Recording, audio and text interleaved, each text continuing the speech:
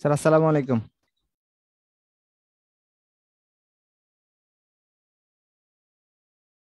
Wait ভাই, আপনি লাইভে চান? হ্যাঁ, স্যার আমি লাইভ দিয়ে দিয়েছি, আপনি শুরু করতে পারেন। ওকে, ঠিক আছে, থ্যাংক ইউ। আসসালামু আলাইকুম। আমাদের একটু দেরি হয়ে গেল ক্লাসটা শুরু করতে। আমরা ইনশাল্লাহ এখন সেক্রেটারি ক্লাসটা নিয়ে করব। সেক্রেটারিটা হচ্ছে আমাদের আমরা খুব স্পেসিফিক কিছু জিনিস শিখলে আমাদের পার্ট ওয়ান এর জন্য হচ্ছে প্রিপারেশনটা খুব ভালোভাবে হয়ে যায়। আমরা খুব একটা কিছু সিঙ্গেল বেসড কোশ্চেন আনসার করতে পারি, কিছু এমসিকিউ আনসার করতে পারি, ইভেন আমাদের বাস্তব জীবনে খুব দরকার হয়। তাহলে সবাই একটু খুব ভালোভাবে খেয়াল করবেন, আমরা ইনশাল্লাহ সেই জিনিসগুলো নিয়ে যাতে একটু আমরা একটা কনসেপ্ট ডেভেলপ করতে পারি। ওভারঅল হচ্ছে আমাদের একটা সাইকেট্রি সম্পর্কে একটা ভালো কনসেপ্ট থাকতে হবে, ঠিক আছে? আশা করি ক্লাসটা করলে মোটামুটি আপনাদের একটা ভালো কনসেপ্ট হবে। যেমন এই পাশের জিনিসগুলো আমাদের জন্য খুব বেশি ইম্পর্টেন্ট ইম্পর্টেন্ট না। এই পাশের গুলো খুব বেশি ইম্পর্টেন্ট না, বাট আমাদের জন্য এই বক্সটা সাইকিয়াট্রিক ডিসঅর্ডার এইগুলো হচ্ছে সবচেয়ে বেশি ইম্পর্টেন্ট। তাহলে আমরা ডিমেনশিয়া, অ্যালকোহল এবিউজ, আপনার schizophrenia, mood disorder, anxiety, stress, somatoform, এগুলো থেকে ঘুরে ফিরে সিঙ্গেল বেস্ট আসে। একবার মনে করেন ইটিং ডিসঅর্ডার থেকে এফসিপিএস পার্ট ওয়ানের সিঙ্গেল বেস্ট আসছে। আরেকবার হচ্ছে আপনার অ্যাংজাইটি ডিসঅর্ডার থেকে এফসিপিএস পার্ট ওয়ানের সিঙ্গেল বেস্ট আসছে। আরেকবার হচ্ছে স্ট্রেস রিলেটেড ডিসঅর্ডার থেকে আপনার এফসিপিএস পার্ট ওয়ানের সিঙ্গেল বেস্ট আসছে। আরেকবার হচ্ছে আপনার পুস্পাটন ডিসঅর্ডার থেকে এফসিপিএস পার্ট ওয়ানে কোয়েশ্চেন আসছে। আর নর্মালি সিজোফ্রেন এলকোহল থেকেও একবার কোয়েশ্চেন আসছে। তাহলে এগুলো থেকে বারবার কোয়েশ্চেন আসে। আর সিজোফ্রেনিয়া তো সবসময় আসে, সিজোফ্রেনিয়া তো সবসময়ের জন্য ইম্পর্টেন্ট। সিজোফ্রেনিয়া তো সবসময়ের জন্য ইম্পর্টেন্ট, ঠিক আছে? এটা একটু আমাদের তাহলে আহ আমাদের জন্য খুব ইম্পর্টেন্ট, ঠিক আছে? তাহলে আমরা একটু এখন আলাপ করি ইয়ে নিয়ে। তাহলে আমরা প্রথম দিকে শুরু করি। আপনার হচ্ছে যদি আমরা প্রথমে যাই সেক্রেটারিতে, সবার আগে আমরা মেন্টাল স্টেট এক্সামিনেশন। একটা পেশেন্টের মেন্টাল স্টেট এক্সামিনেশনে আমরা কি কি জিনিস পাবো সেটা আমাদের দেখতে হবে। এক নম্বর হচ্ছে general appearance and behaviour. General appearance and behaviour, দুই নম্বর speech. General appearance and behaviour and speech, এই দুইটা। মানে একটা পেশেন্টকে আপনি দেখলেন একটা মেন্টাল স্টেটে, তার বিহেভিয়ার কিরকম, সে কি রেস্টলেস, সে কি রিটার্ডেড, অথবা তার কনসিয়াসনেস কি ঠিক আছে, এইগুলো আমরা একটা পেশেন্টের এপিয়ারেন্সে দেখি। দুই নম্বর স্পিচ, তার স্পিচটা কিরকম, সে কি আপনার স্লো স্পিচে কথা বলে, নাকি হচ্ছে আপনার খুব রেপিড স্পিচে কথা বলতেছে। আপনারা অনেক পেশেন্ট দেখবেন, সে যখন কথা বলতে থাকে তখন সে কাউকে কথা বলতে দেয় না, একটার পর একটা কথা বলতে থাকে, একটার পর একটা কথা বলতে থাকে। এইগুলো হচ্ছে আপনার প্রেশার স্পিচ বা রেপিড স্পিচ। সারাক্ষণ সেই কথা বলতে থাকে, কাউকে কথা বলতে দেয় না। ইউজুয়ালি এই পেশেন্ট গুলো হচ্ছে আমাদের মেনিক এপিসোডে থাকে, মেনিক এপিসোডে থাকে। আর যারা ডিপ্রেসড, সে কখনো, আপনি দেখবেন যারা একটু খুব ডিপ্রেসড, সে কখনো হচ্ছে আপনার সাথে হচ্ছে আই কন্ট্যাক্ট করবেন না, আপনার চোখের দিকে তাকায় কথা বলবে না, সবসময় নিচু হয়ে কথা বলবে, ঠিক আছে? তারা হচ্ছে স্লো স্পিচ। তাহলে এগুলো হচ্ছে মেন্টাল স্টেট, আমরা এই জিনিসগুলো দেখতে পারি। তারপর হচ্ছে মুড। এটা মুড হচ্ছে কারো ফেসিয়াল এক্সপ্রেশন, কারো হচ্ছে আপনার ফেসিয়াল এক্সপ্রেশন বা হচ্ছে তার আপনার পশ্চার মুভমেন্ট, এগুলো দেখে হচ্ছে আমরা বুঝতে পারি তার মুডটা হচ্ছে আপনার কিরকম হবে। তার মুডটা কিরকম হবে এটা দেখে হচ্ছে, একটু এক মিনিট।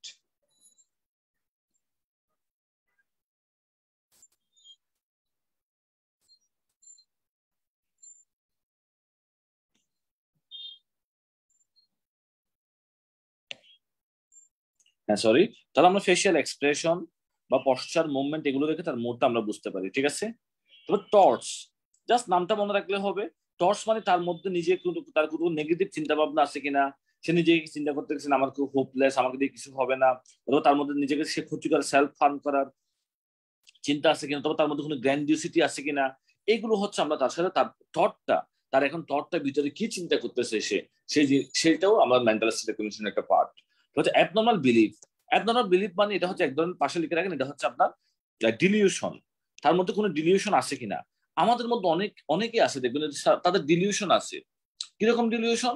সে মনে করে হচ্ছে সে নিজে সবকিছু বুঝে, সে নিজে সবকিছু বুঝে, সে নিজে সবকিছু জানে। আমাদের এবার মেডিকেল টার্মে, আমাদের মেডিকেল টার্মে আমাদের মেডিকেল টার্মে হচ্ছে অনেকে মনে করেন, খুব যারা ভালো স্টুডেন্ট, তখন সে মনে করে সে নিজে যেটা বুঝে সে ওইটাই। তাকে অন্য কেউ কিছু বুঝালে সে বলবে যে আমি অনেক বই পড়ছি এই বিষয়ে, আমি অনেক জানি, আমাকে কেউ এই বিষয়ে বোঝানো লাগবে না। তার মানে এটা ডিলিউশন, একটা গ্র্যান্ডিওসিটি। এরকম অনেকজনের থাকে যারা খুব বেশি পড়াশোনা করে, এরকম তাদের অনেকের ডিলিউশনাল গ্র্যান্ডিওসিটি থাকে। আবার অনেকের দেখবেন হচ্ছে তারা মনে করে আমাকে দিয়ে মনে হয় কিছুই হবে না, আমার মনে হয় অবস্থা খুব খারাপ। তার একটা ডিলিউশন হচ্ছে নিহিলিস্টিক ডিলিউশন। তবে এইগুলো হচ্ছে কম বেশি। সাইকিয়াট্রিতে সবসময় একটা কথা মনে রাখবেন, কম বেশি সবার মধ্যে একটু আপনার অ্যাবনর্মাল জিনিস থাকতে পারে, বাট কখনো এটা হচ্ছে ফিজিওলজিক্যাল, এটা হচ্ছে প্যাথোলজিক্যাল না। যেটা এক্সট্রিমে চলে যায়, এক্সেসিভ হয়, তখন এটা প্যাথোলজিক্যাল। কারণ সাইকিয়াট্রি পড়ার সময় আমাদের যেটা সমস্যা হয়, আমাদের অনেক কিছু হচ্ছে নিজের সাথে মিলে যায়। তখন হচ্ছে আমরা এই জিনিসগুলো নিয়ে হচ্ছে একটু কনফিউজড হয়ে যায়। কারণ আমি একটা যখন ডিজিজ পড়তাম তখন এইটা তো আমার আছে, এটা তো আমার আছে, আমার কি সব আছে নাকি, তখন আমার নিজেরও এরকম মনে হতো। Abnormal perception. অ্যাবনর্মাল পারসেপশন হচ্ছে আপনার কোনো হেলুসিনেশন বা ইলিউশন, এগুলো হচ্ছে আপনার perception. Abnormal perception, hallucination, illusion. আর কগনিটিভ ফাংশন, কগনিটিভ ফাংশন বলে আমরা তার memory, concentration, visual spatial ability বা এক্সিকিউটিভ ফাংশন। মেমোরি কনসেন্ট্রেশন আমরা বুঝি। আর ভিজুয়াল স্পেশাল এবিলিটি মানে হচ্ছে আপনার, মনে করেন আপনি আমরা যদি এখন নিউ মার্কেট যাই তাহলে বুঝতে পারবো এটা নিউ মার্কেট, কারণ এখানে নীলক্ষেত আছে, ওইদিকে নিউ মার্কেট আছে, এই বিল্ডিং গুলা দোকানপাট দেখলে আমরা বুঝতে পারি এটা নিউ মার্কেট। বাট যার হচ্ছে আপনার ভিজুয়াল স্পেশাল এবিলিটি লস হয়, তাই সে আগে নিউ মার্কেট চিনতো, এখন নিউ মার্কেট গুলো সে এটা চিনতে পারবে না এটা নিউ মার্কেট দেখে। তাহলে এইগুলো হচ্ছে আমাদের মেন্টাল স্টেট এক্সামিনেশনের পার্ট। আর লাস্টে হচ্ছে patient own understanding and their symptoms. তাহলে দেখেন, appearance, behaviour, speech, mood, thoughts, belief, perception, cognitive function, own thoughts. তাহলে আপনাদের পরীক্ষায় একটা কোয়েশ্চেন হতে পারে মেন্টাল স্টেট এক্সামিনেশনে কি কি পয়েন্ট আছে, জাস্ট এই পয়েন্টগুলো। আর ভিতরে আপনারা জাস্ট একবার রিডিং দিতে পারেন, এর বেশি লাগবে না। তারপর আসেন investigation in medical psychiatry. Medical সাইকিয়াট্রিতে আমরা যেমন ডিমেনশিয়াতে কিছু ইনভেস্টিগেশন করি, সাবস্টেন্স মিসইউজে বা সাইকোসিসে, মুড ডিসঅর্ডারে, এগুলো আমাদের হুবহু মুখস্থ করা লাগবে না, আমরা জাস্ট একবার রিডিং দিয়ে দিব আমরা কি কি ইনভেস্টিগেশন করি। কারণ এটা কেন ইম্পর্টেন্ট, এটা আপনার practice purpose important. Practice purpose important. মনে করেন আপনি একটা সাবস্টেন্স মিসইউজের পেশেন্ট দেখলেন, তাকে আপনি কোনো, অথবা অ্যাংজাইটির পেশেন্ট দেখলেন, তাকে আপনি কোনো ইনভেস্টিগেশন না করেই হচ্ছে তাকে আপনি অ্যাংজাইটি ট্রিটমেন্ট দিয়ে দিলেন। তাহলে সেক্রেটারিটা হচ্ছে এই জিনিসটা আমাদের মাস্ট মনে রাখতে হবে, অবশ্যই মেডিকেল কিছু টেস্ট করেই আপনার কিছু অর্গানিক, সিমেট্রিক্যাল কিছু অর্গানিক কজ আপনার বাদ দিতে হবে। তারপর আপনি বলতে পারবেন সেই পেশেন্ট সাইকিয়াট্রিক। আপনি কখনোই একদম ডেফিনেটলি বলতে পারবেন না না আপনার কোনো টেস্ট করা লাগবে না, আপনার ডায়াগনোসিস আমি বুঝে ফেলছি, আপনার এটা মানসিক সমস্যা, এটা অবশ্যই বলা যাবে না। তাহলে আপনার যখন আপনি বলবেন এটা মানসিক সমস্যা, তার আগে মিনিমাম আপনার কিছু টেস্ট করে একটা অর্গানিক কজটা হচ্ছে আপনার এক্সক্লুড করতে হবে। সেই জন্য বললো যে মিনিমাম এই টেস্ট গুলো করে তারপর আমরা বুঝতে পারবো এই পেশেন্ট ডিমেনশিয়ার, এই পেশেন্ট মুড ডিসঅর্ডারের পেশেন্ট, এই পেশেন্ট মেনিকের পেশেন্ট। ঠিক আছে, সেই জিনিসটা একটু আমাদের লাগবে। তারপরে তাহলে এই ইয়েটা আমাদের এই ইনভেস্টিগেশন গুলো হুবহু মুখস্থ করা লাগবে না, আমরা জাস্ট একবার রিডিং দিব। আর এটাও লেস ইম্পর্টেন্ট, এটাও আমরা জাস্ট একবার রিডিং দিব। সেটা হচ্ছে classification of risk factor of psychiatric disorder.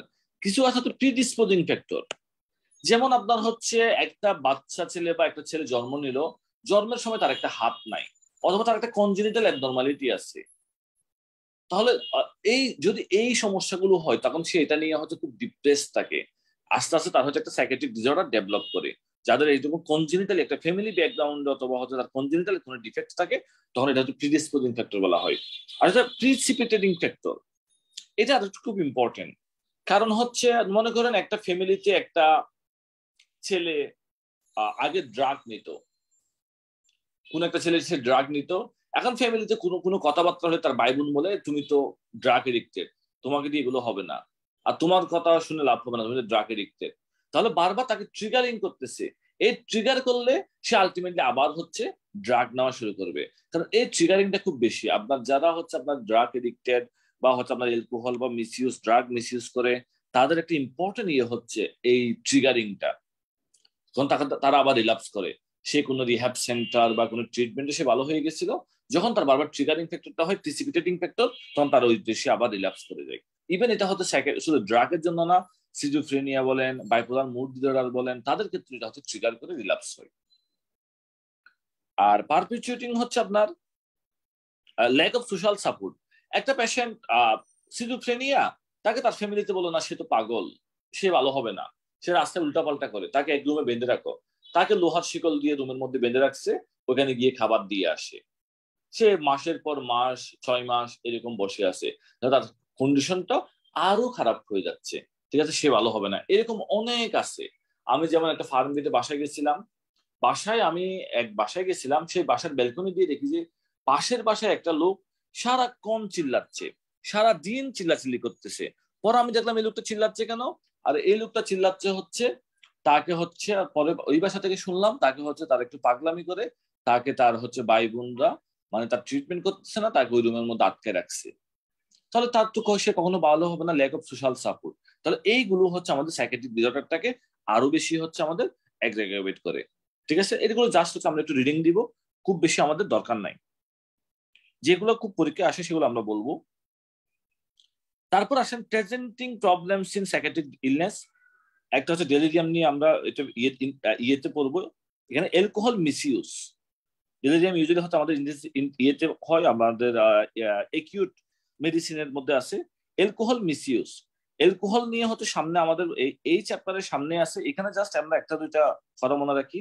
1 unit alcohol contain 8 gram of alcohol, এটা একটু দাগায় রাখেন।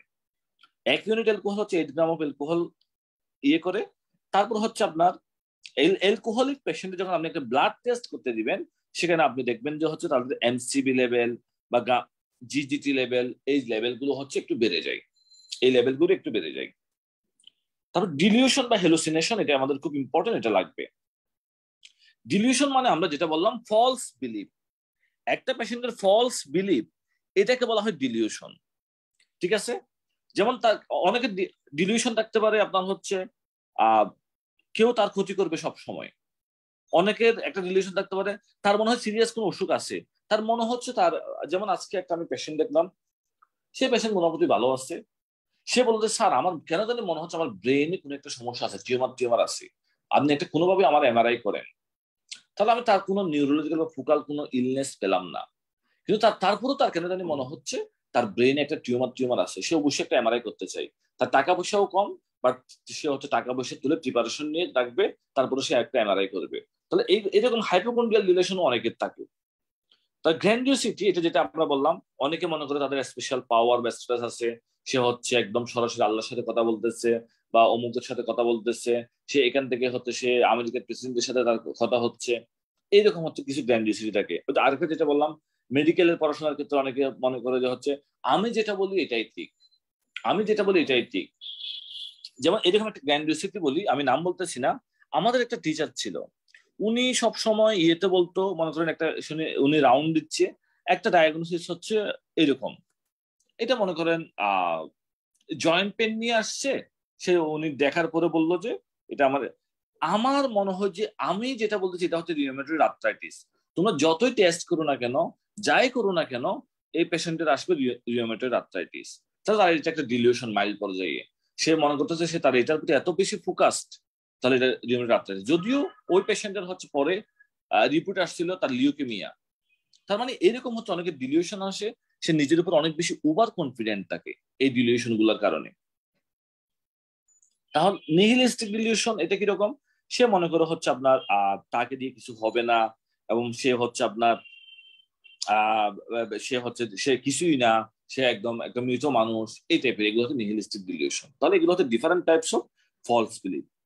তারপর আসেন সাবস্টেন্স মিসইউজ। এইটা একটু ইম্পর্টেন্ট, সাবস্টেন্স মিসইউজটা ইম্পর্টেন্ট। নর্মালি কোনো কিছু কিছু পেশেন্ট আছে আইভি ড্রাগ নেই, কেউ হচ্ছে নেজাল ইনজেকশনের মাধ্যমে নেয়, কেউ স্মোকিং করে নেয়, কেউ ইনহেলেশন করে নেয়, কেউ হচ্ছে আপনার মিসইউজ সাবস্টেন্স নেয়। যেমন এই যে যারা ইন্ট্রাভেনাস নেয় তাদের অ্যাবসেস সেলুলাইটিস থ্রম্বোসিস এগুলো হয়।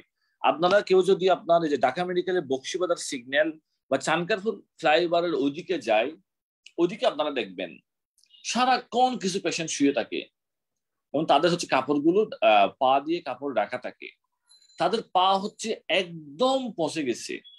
সে পায়ে তারা আইভি ইনজেকশন প্রতিদিন মরফিন এগুলো নিতে নিতে তাদের পা থেকে মনে করেন মাংস জ্বরে পড়তেছে, তারপরে তারা ওই জায়গায় শুয়ে থাকে।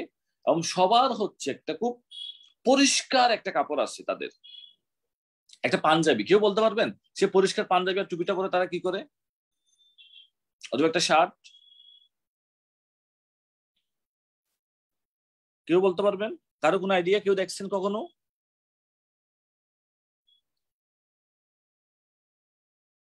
কেউ দেখেন নাই তাদেরকে? শোনা যায় আমাকে? জি ভাইয়া, শোনা যাচ্ছে। হ্যাঁ। তারা কি করে, তাদের সেই পায়ের ওই জিনিসটা দেখ, তারা হচ্ছে সে পরিষ্কার কাপড়টা পরে টুপিটা পরে তারা কোথায় যায়, মসজিদের সামনে যায়। মসজিদের সামনে গিয়ে তাদের ওই পাটা দেখায়, সে পাটা দেখায় যে পা দেখেন আমার পা থেকে মাংস ধরতেছে, আমাকে কিছু টাকা দেন, চিকিৎসা করাতে পারতেছি না। ওই পা দেখা দেখা হচ্ছে তাদের মোটামুটি ওই রাতে ড্রাগের বা হচ্ছে পেতিদিন কেনার টাকা হয়ে যায়। তারপরে গিয়ে আবার সেই হচ্ছে আপনার একজনকে আরেকজন ইনজেকশন পুশ করে দেয়। যেখানে যেখানে একটু শুকনো আছে, যেখানে যেখানে একটু খালি আছে, সেখানে ইনজেকশন পুশ করে দেয়। ইভেন এটা হচ্ছে খুব কমনলি হয় ঢাকা শহরের বিভিন্ন জায়গায়, যারা ফুটপাতে শুয়ে থাকে এরকম অনেক পেশেন্টের, অনেক ড্রাগ এবিউজারদের।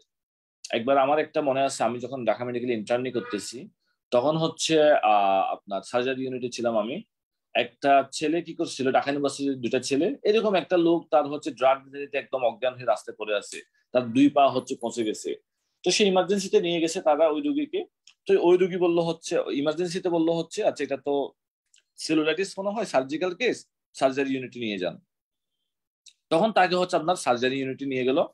তো সার্জারি ইউনিটে নিয়ে যাওয়ার পরে তাকে দেখার পরে হচ্ছে তো দেখে যে এটা আমরা মোটামুটি ওই আমাদের যে অ্যাসিস্ট্যান্ট রিসার্চ ছিল উনি বুঝতে পারছে যাতে ড্রাগ এবিউজার এরকম এরকম। তো বলে যে দেখেন আপনাদের তো, আপনারা তো একটা মানুষকে সেবা মানে হেল্প করতে আসছেন, এটা খুব ভালো। তাহলে ওনার সাথে তো থাকতে হবে। আমরা কিছু টেস্ট লিখে দিচ্ছি, একটা আলট্রাসোনোগ্রাম, তারপরে এই টেস্ট গুলো, পাইয়ের একটা মানে ডপলার স্টাডি, এগুলো একটু করতে হবে। আপনারা হচ্ছে ডপলার আলট্রাসোনোগ্রাম এই টেস্ট গুলো একটু আপনারা করে নিয়ে আসেন। করে নিয়ে আসার পর তারপর হচ্ছে আমরা ওনার সবকিছু দেখে ভর্তি করাবো। আপনার ট্রলিটা নিয়ে ওনাকে নিয়ে টেস্ট গুলো করতে যান। ওনারা মনে করছিল হচ্ছে এই এই লোকটাকে এখানে ঢাকা মেডিকেলের ওয়ার্ডে গিয়ে দিয়ে আসলে তার ট্রিটমেন্ট হয়ে যাবে।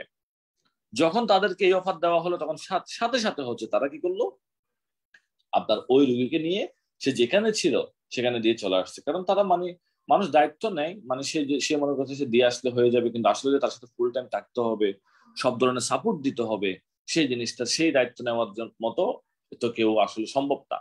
সে এই জন্য এটা এটা জানার উদ্দেশ্য কি, যদি আপনাদের এরকম দেখবেন যে এরকম কোনো ড্রাগ এবিউজার বা তারা এত সুন্দর করে কথা বলে, এত অসহায় ভাব দেখায়, মানে তাদেরকে দেখে কনভিন্স হওয়ার কোনো কিছু নাই। তাদেরকে আমরা ইন্ডিভিজুয়ালি হেল্প করতে পারবো না, তাদেরকে হেল্প করলে সোশ্যালি সোশ্যালি হেল্প করতে হবে, ঠিক আছে? তারপর আসেন হ্যালুসিনেশন। হ্যালুসিনেশন হচ্ছে আপনার sensory perception without external stimuli. কেউ একজন বলেন তো ইলিউশন আর হ্যালুসিনেশনের মধ্যে পার্থক্যটা কি? কেউ একজন বলেন তো। সিমি বলো, সিমি, ইলিউশন আর হ্যালুসিনেশনের মধ্যে পার্থক্যটা কি? ইলিউশনে তো কোনো স্টিমুলাস মানে কিছু মানে কি বলবো, স্টিমুলাস নাই আর কি, ওরকম একটা জিনিস দেখে ভেরি শুধু গুড, মনে হয়। খুব সুন্দর বললো। ইলিউশনে ইউজুয়ালি হচ্ছে কোনো এক্সটার্নাল স্টিমুলাস থাকে না, আর হ্যালুসিনেশন হচ্ছে একটা এক্সটার্নাল স্টিমুলাস থাকে। যেমন আমি দূরে একটা রশি দেখলাম, সে রশিকে আমার সাপ মনে হইলো, রশিটা হচ্ছে একটা এক্সটার্নাল স্টিমুলাস, সেই রশিটাকে আমার সাপ মনে হইলো, এটা আমার কি এক ধরনের ইলিউশন, ইলিউশন। এটা আমার ইলিউশন। আবার আমি রশি টশি কিছু নাই, আমি রাস্তার মধ্যে দেখতেছি একটা সাপ, এটা আমার কি visual visual hallucination, visual hallucination. তাহলে উইথাউট এক্সটার্নাল স্টিমুলাই এটা হচ্ছে ভিজুয়াল হ্যালুসিনেশন, আর উইথ এক্সটার্নাল স্টিমুলাই এটা হচ্ছে ইলিউশন। তাহলে হ্যালুসিনেশন হচ্ছে আমাদের উইথাউট এক্সটার্নাল স্টিমুলাই আমরা হ্যালুসিনেশন গুলো পাবো। একটা হচ্ছে আপনার হিপনোগগিক হ্যালুসিনেশন আছে, আর একটা হচ্ছে হিপনোপম্পিক। ঘুমানোর সময় যে হ্যালুসিনেশনটা হয় এটা হচ্ছে হিপনোগগিক হ্যালুসিনেশন, আর জেগে ওঠার সময় আমাদের যে হ্যালুসিনেশনটা হয় এটা হচ্ছে আমাদের হিপনোপম্পিক হ্যালুসিনেশন। এটা হচ্ছে আমাদের হিপনোপম্পিক হ্যালুসিনেশন, এটা একটু আমাদের মনে রাখতে হবে। তারপর আসেন আমাদের যেটা হচ্ছে আমাদের এর পরে যেটা দরকার আমাদের, সেটা হচ্ছে ডিপ্রেসিভ ডিসঅর্ডার। ডিপ্রেসিভ ডিসঅর্ডারের আমাদের কিছু ফিচার্স আছে, যেমন হচ্ছে আপনার depressed mood, reduce self esteem, তারপর হচ্ছে আপনার pessimism, guilt, loss of interest, loss of enjoyment. এই জিনিসগুলো অনেক মানুষের থাকে, যেমন ডিপ্রেশন গুলো, loss of interest, loss of enjoyment, suicidal thinking. অনেক মানুষ যারা যখন ডিপ্রেসড হয়ে যায়, সে মনে হয় আগে স্কুল টিচার ছিল, এখন তার ওই টিচিং এ তার কোনো আগ্রহ পায় না। সে আগে কাজ করতো, সে কাজকর্মে কোনো আগ্রহ পায় না, সে আস্তে আস্তে কথা বলে। আরেকটা সুইসাইডাল থিঙ্কিং, তার মধ্যে সুইসাইডাল থিঙ্কিং আসতে পারে। আরেকটা ইম্পর্টেন্ট ফিচার হচ্ছে, একটু লিখে রাখবেন, ডিপ্রেশনের আর্লি মর্নিং অ্যাওয়েকেনিং, এটা পরীক্ষায় আসছে, আর্লি মর্নিং অ্যাওয়েকেনিং, এটা হচ্ছে ক্লাসিক্যাল ফিচার্স অফ ডিপ্রেশন।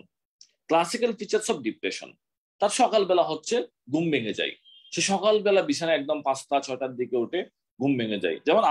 যেমন আমার ক্ষেত্রে বলি, তবে সবসময় যারা সকালবেলা যে ঘুম ভেঙে গেলে মনে করবেন না ডিপ্রেশন আছেন, মানে সে সকালবেলা খুব আর্লি মর্নিং জেগে উঠে সে ডিপ্রেসড হয়ে থাকে। কারণ আমি তো আপনার প্রতিদিন মনে করেন 5:30-6টার দিকে আমার ঘুম ভেঙে যায়। তার মানে আমি একবার ইয়ের সময় এরকম আপনাদের ক্লাস নেওয়ার সময় আমার ওয়াইফ শুনতেছিল, আমি বলতেছিলাম early morning awakening features of classical features of depression.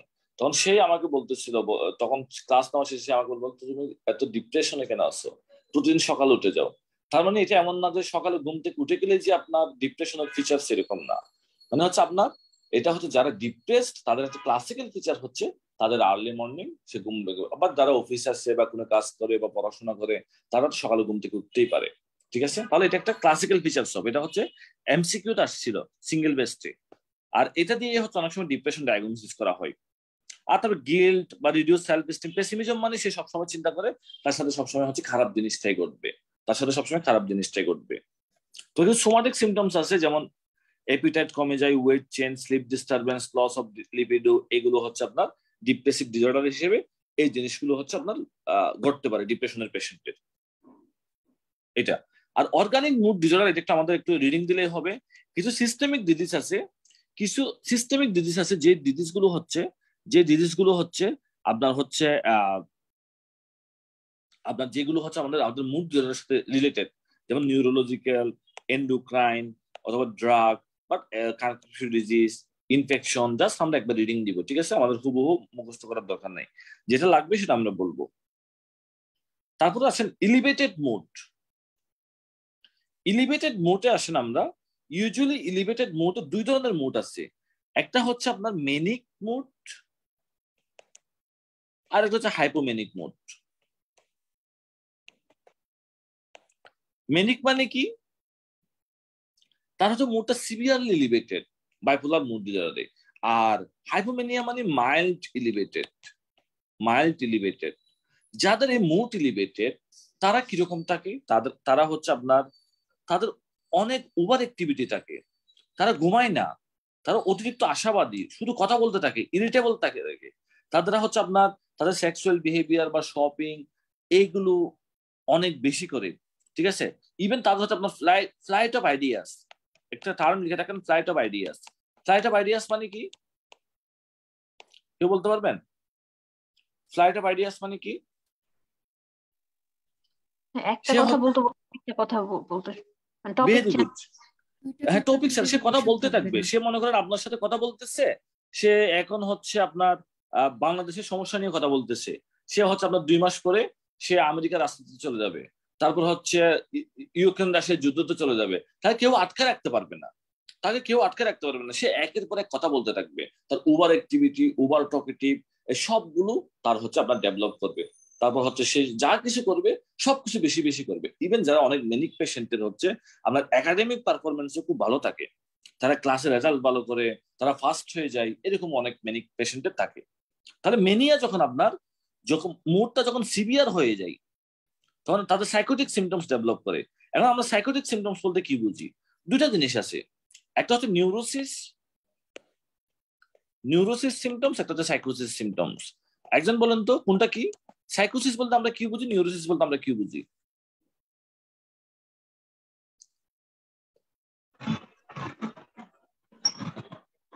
রিয়েলিটির সাথে মানে সাথে থাকবে আর কি থাকবে না।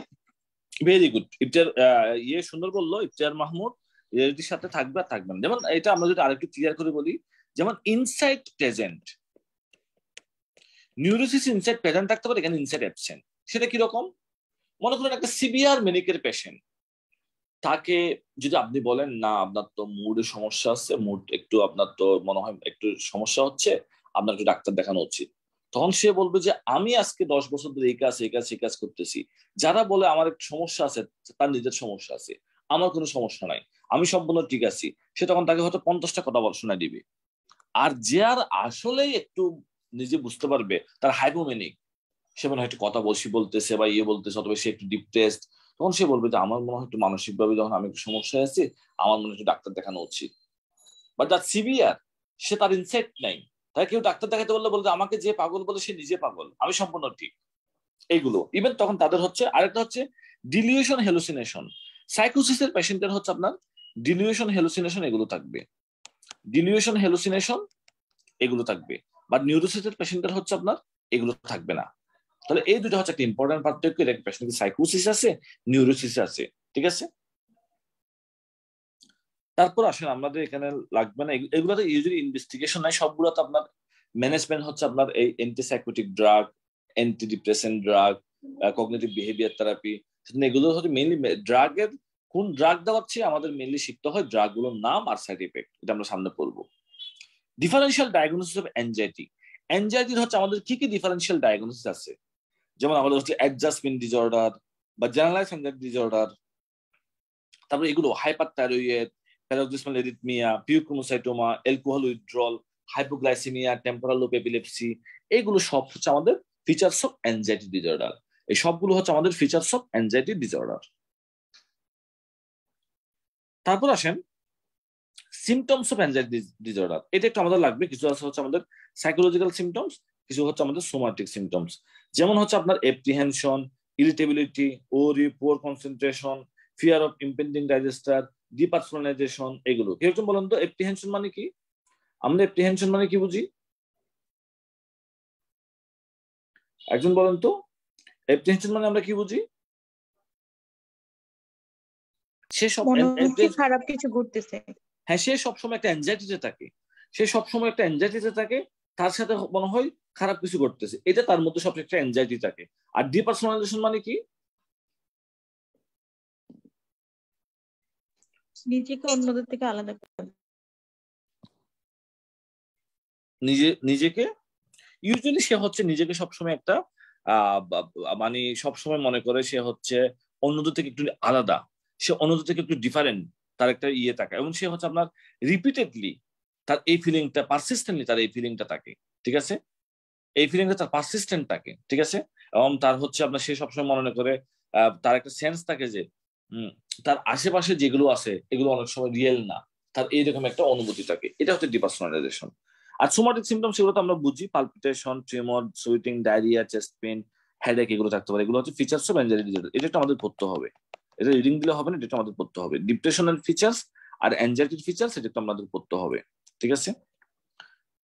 তারপর আসেন এইখানে একটু আমরা দেখি risk factor for psychological problems 31.12, এই বক্সটা, এই বক্সে হচ্ছে জাস্ট আমরা একবার রিডিং দিব, তেমন ইয়ে না, এটা বললো হচ্ছে কি কি রিস্ক ফ্যাক্টর থাকলে একটা মানুষের সাইকোলজিক্যাল প্রবলেম হতে পারে।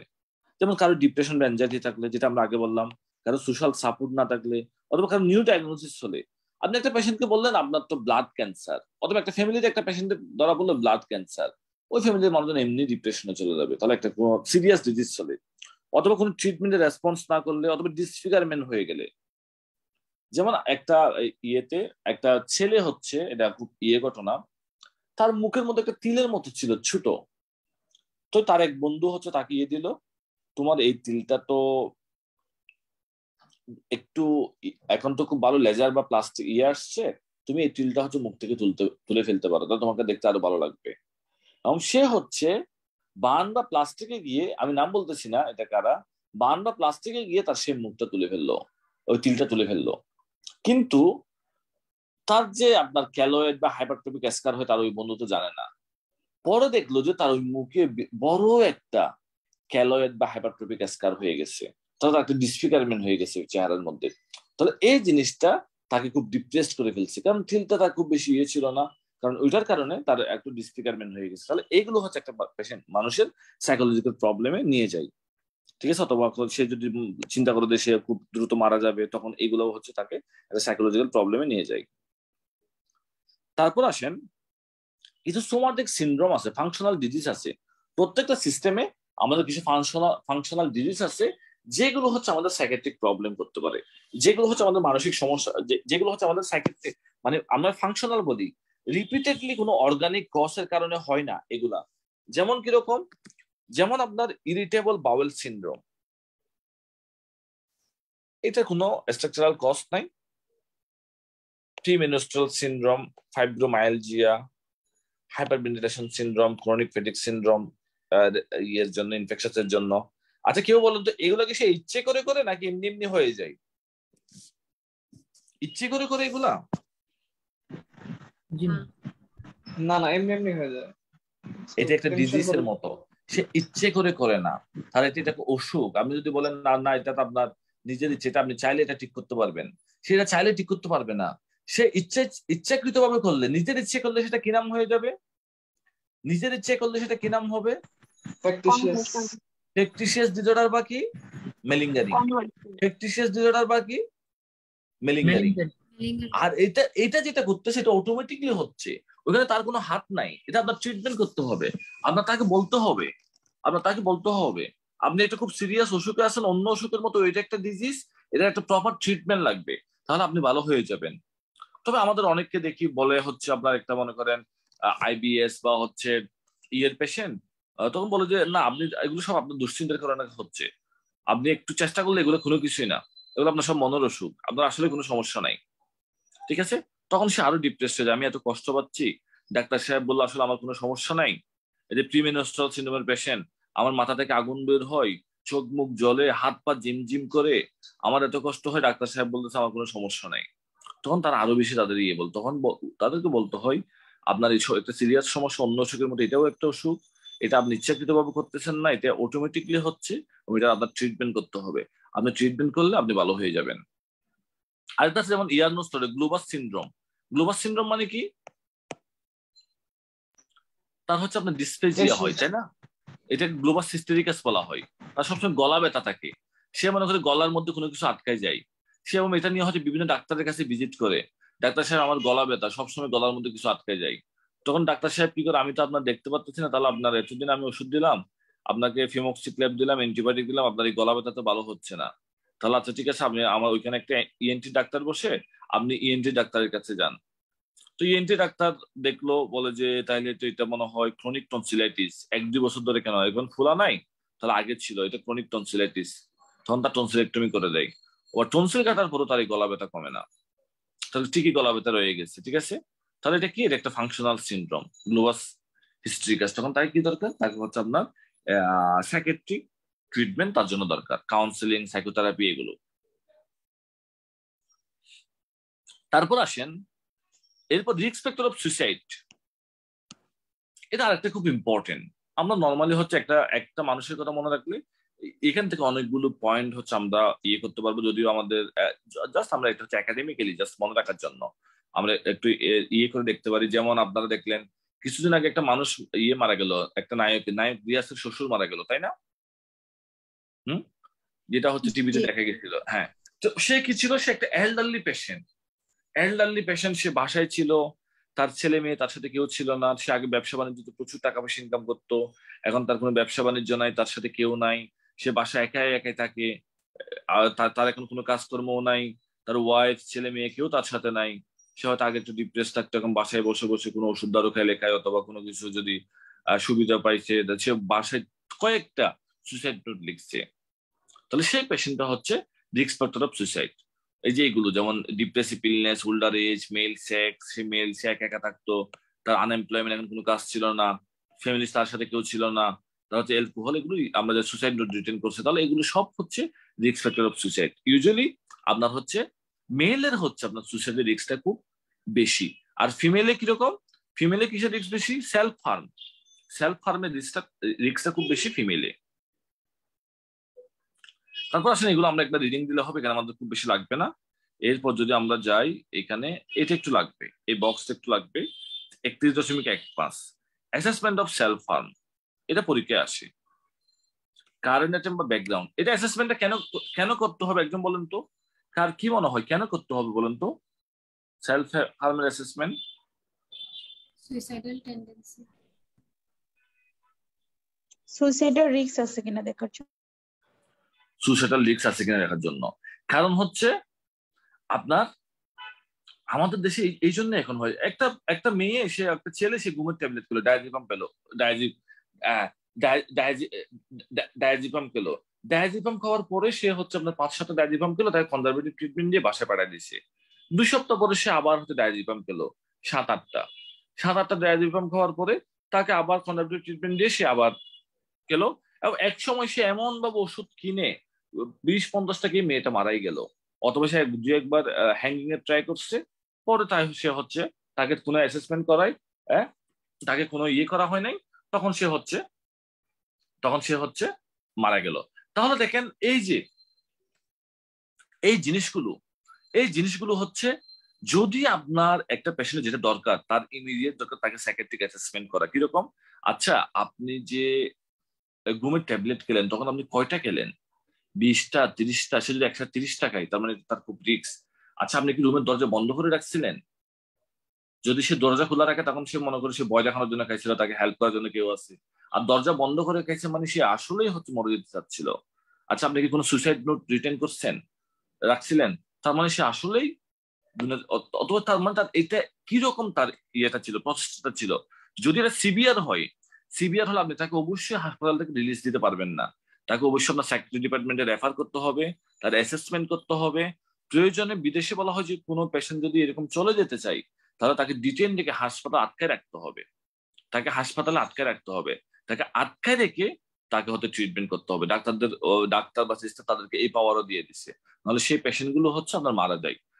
তাহলে এই জন্য যখন আমরা সেলফ হার্মের যখন আমরা একটা পেশেন্টকে অ্যাসেসমেন্ট করবো, তার পেশেন্টের অ্যাকাউন্ট, তার হচ্ছে আপনার পালপিটেশন বা তার হচ্ছে কি আছে, প্রিপারেশনটা কিরকম ছিল, তার প্রিপারেশন প্ল্যান এগুলো কিরকম ছিল, সে কোন মেথড ইউজ করছে, তার ইন্টেনশনটা কিরকম ছিল, তার সাইকিয়াট্রিক ইলনেস কোনটা ছিল, প্রিভিয়াস অ্যাটেম্পট কিরকম ছিল, তার ফ্যামিলি বা সোশ্যাল হিস্ট্রি, সোশ্যাল সাপোর্ট এগুলো ছিল কিনা সে। তাহলে এই সবগুলো অ্যাসেসমেন্ট করে তারপর তাদেরকে হচ্ছে আমাদের কি করতে হবে, ট্রিটমেন্ট দিতে হবে। আমি শুধু একটা হারপিক কে আসলো, তাকে আমি স্যালাইন দিয়ে কনজারভেটিভ রেখে 2 দিন পরে ভালো হয়ে গেলে বাসায় বেরিয়ে দিলাম, এরকম। এই জন্য অনেক সময় আমাদের দেশে এখনো সুইসাইডের রিস্কটা অনেক বেশি থাকে, কারণ হচ্ছে আমরা প্রপারলি পরে ইভ্যালুয়েশন করি না। সেজন্য যদি আমাদের কোনো বন্ধু বান্ধব বা যদি এরকম কোনো একটা সেলফ ফার্মের ইয়ে থাকে, তখন তাকে অবশ্যই আমরা হচ্ছে প্রপার ট্রিটমেন্টের জন্য সাইকিয়াট্রিস্টের কাছে রেফার করে তার একটা প্রপার ট্রিটমেন্ট দেব। তারপর আসলে এখন আমরা কয়েকটা ড্রাগের নাম পড়বো প্রিন্সিপালস অফ ম্যানেজমেন্টে। এই ফার্মাকোলজিক্যাল ট্রিটমেন্ট, ইলেকট্রোকনভালসিভ থেরাপি, এগুলো আমাদের খুব বেশি লাগবে না। তবে ইলেকট্রোকনভালসিভ থেরাপির একটা সাইড ইফেক্ট আছে, একটু দাগায় রাখবেন। একটা সাইড ইফেক্ট আছে, তাদের হচ্ছে আপনার অ্যামনেসিয়া হতে পারে।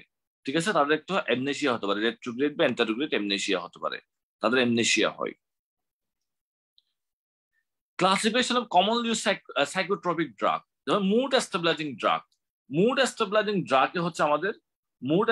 ড্রাগে হচ্ছে পেশেন্টের লিথিয়াম, সোডিয়াম বেলপুরেট, তারপর হচ্ছে আপনার লেমোট্রিজিন। আরেকটা পাশে লিখে রাখেন কার্বামাজেপিন, এটাও একটু পাশে লিখে রাখেন। তাহলে এইগুলো হচ্ছে আমাদের মুড স্টেবিলাইজিং ড্রাগ। খুব কমনলি লিথিয়াম হচ্ছে খুব কমনলি ফার্স্ট লাইন ড্রাগ, খুব কমনলি ইউজ করা হয়। আর অ্যান্টি এনজিওলাইটিক যেমন হচ্ছে আপনার বেনজোডায়াজেপিন বা হচ্ছে আপনার বিটা ব্লকার, এগুলো অনেক পেশেন্টকে দেওয়া হয়। যেমন একটা পেশেন্ট আপনি যদি মানে বুঝতে পারেন যে সে খুব এনজাইটিতে আছে, সে খুব রেস্টলেস, তখন আপনি তাকে অ্যাটলিস্ট একটা রিবোট্রিল হচ্ছে 0.5 মিলিগ্রাম 1 সপ্তাহ খান, অথবা হচ্ছে আপনি ইনজেভার 10 মিলিগ্রাম 2 বেলা করে খান। কেমন লাগে দেখেন। আপনি অ্যান্টি এনজিওলাইটিক হিসেবে তখন তাকে হচ্ছে আপনি এইগুলো হচ্ছে আপনি দিতে পারেন। তারপর আসেন আমাদের হচ্ছে আরেকটা খুব ইম্পর্টেন্ট, সেটা হচ্ছে আপনার ডিমেনশিয়ার ডেলিরিয়াম। একদম বলেন তো কোনটার মধ্যে কি? ডিমেনশিয়ার ডেলিরিয়ামের মধ্যে দুইটাতেই তার মেমোরি লস হয়ে যায়, সে কোনো কিছু বুঝতে পারে না। আমরা কোনটা কিভাবে ডিফারেন্সিয়েট করি? এটা কি ডিমেনশিয়ার পেশেন্ট নাকি অ্যাকিউট অনসেট হবে, আর ডিমেনশিয়া ক্রনিক একটা সিকোয়েন্স থাকবে। Very good. ডিমেনশিয়া হচ্ছে ক্রনিক্যালি হবে, লং টার্ম। আর একটা ইম্পর্টেন্ট ব্যাপার হচ্ছে ঠিকই বলছে, ইউজুয়ালি আপনার ডেলিরিয়ামটা হচ্ছে আপনার রিভার্সিবল, বা ডিমেনশিয়াটা হচ্ছে ইরিভার্সিবল। এবং ডিমেনশিয়াটা প্রোগ্রেসিভ এবং এটা হচ্ছে ইরিভার্সিবল। এটা প্রোগ্রেসিভ হয় নন রিভার্সিবল, বাট ডেলিরিয়ামটা হচ্ছে রিভার্সিবল। ঠিক আছে। তারপর আসেন ডিমেনশিয়ার খুব কমন কিছু কজ আছে, এই কজগুলো একটু আমাদের লাগবে। ঠিক আছে, হ্যাঁ,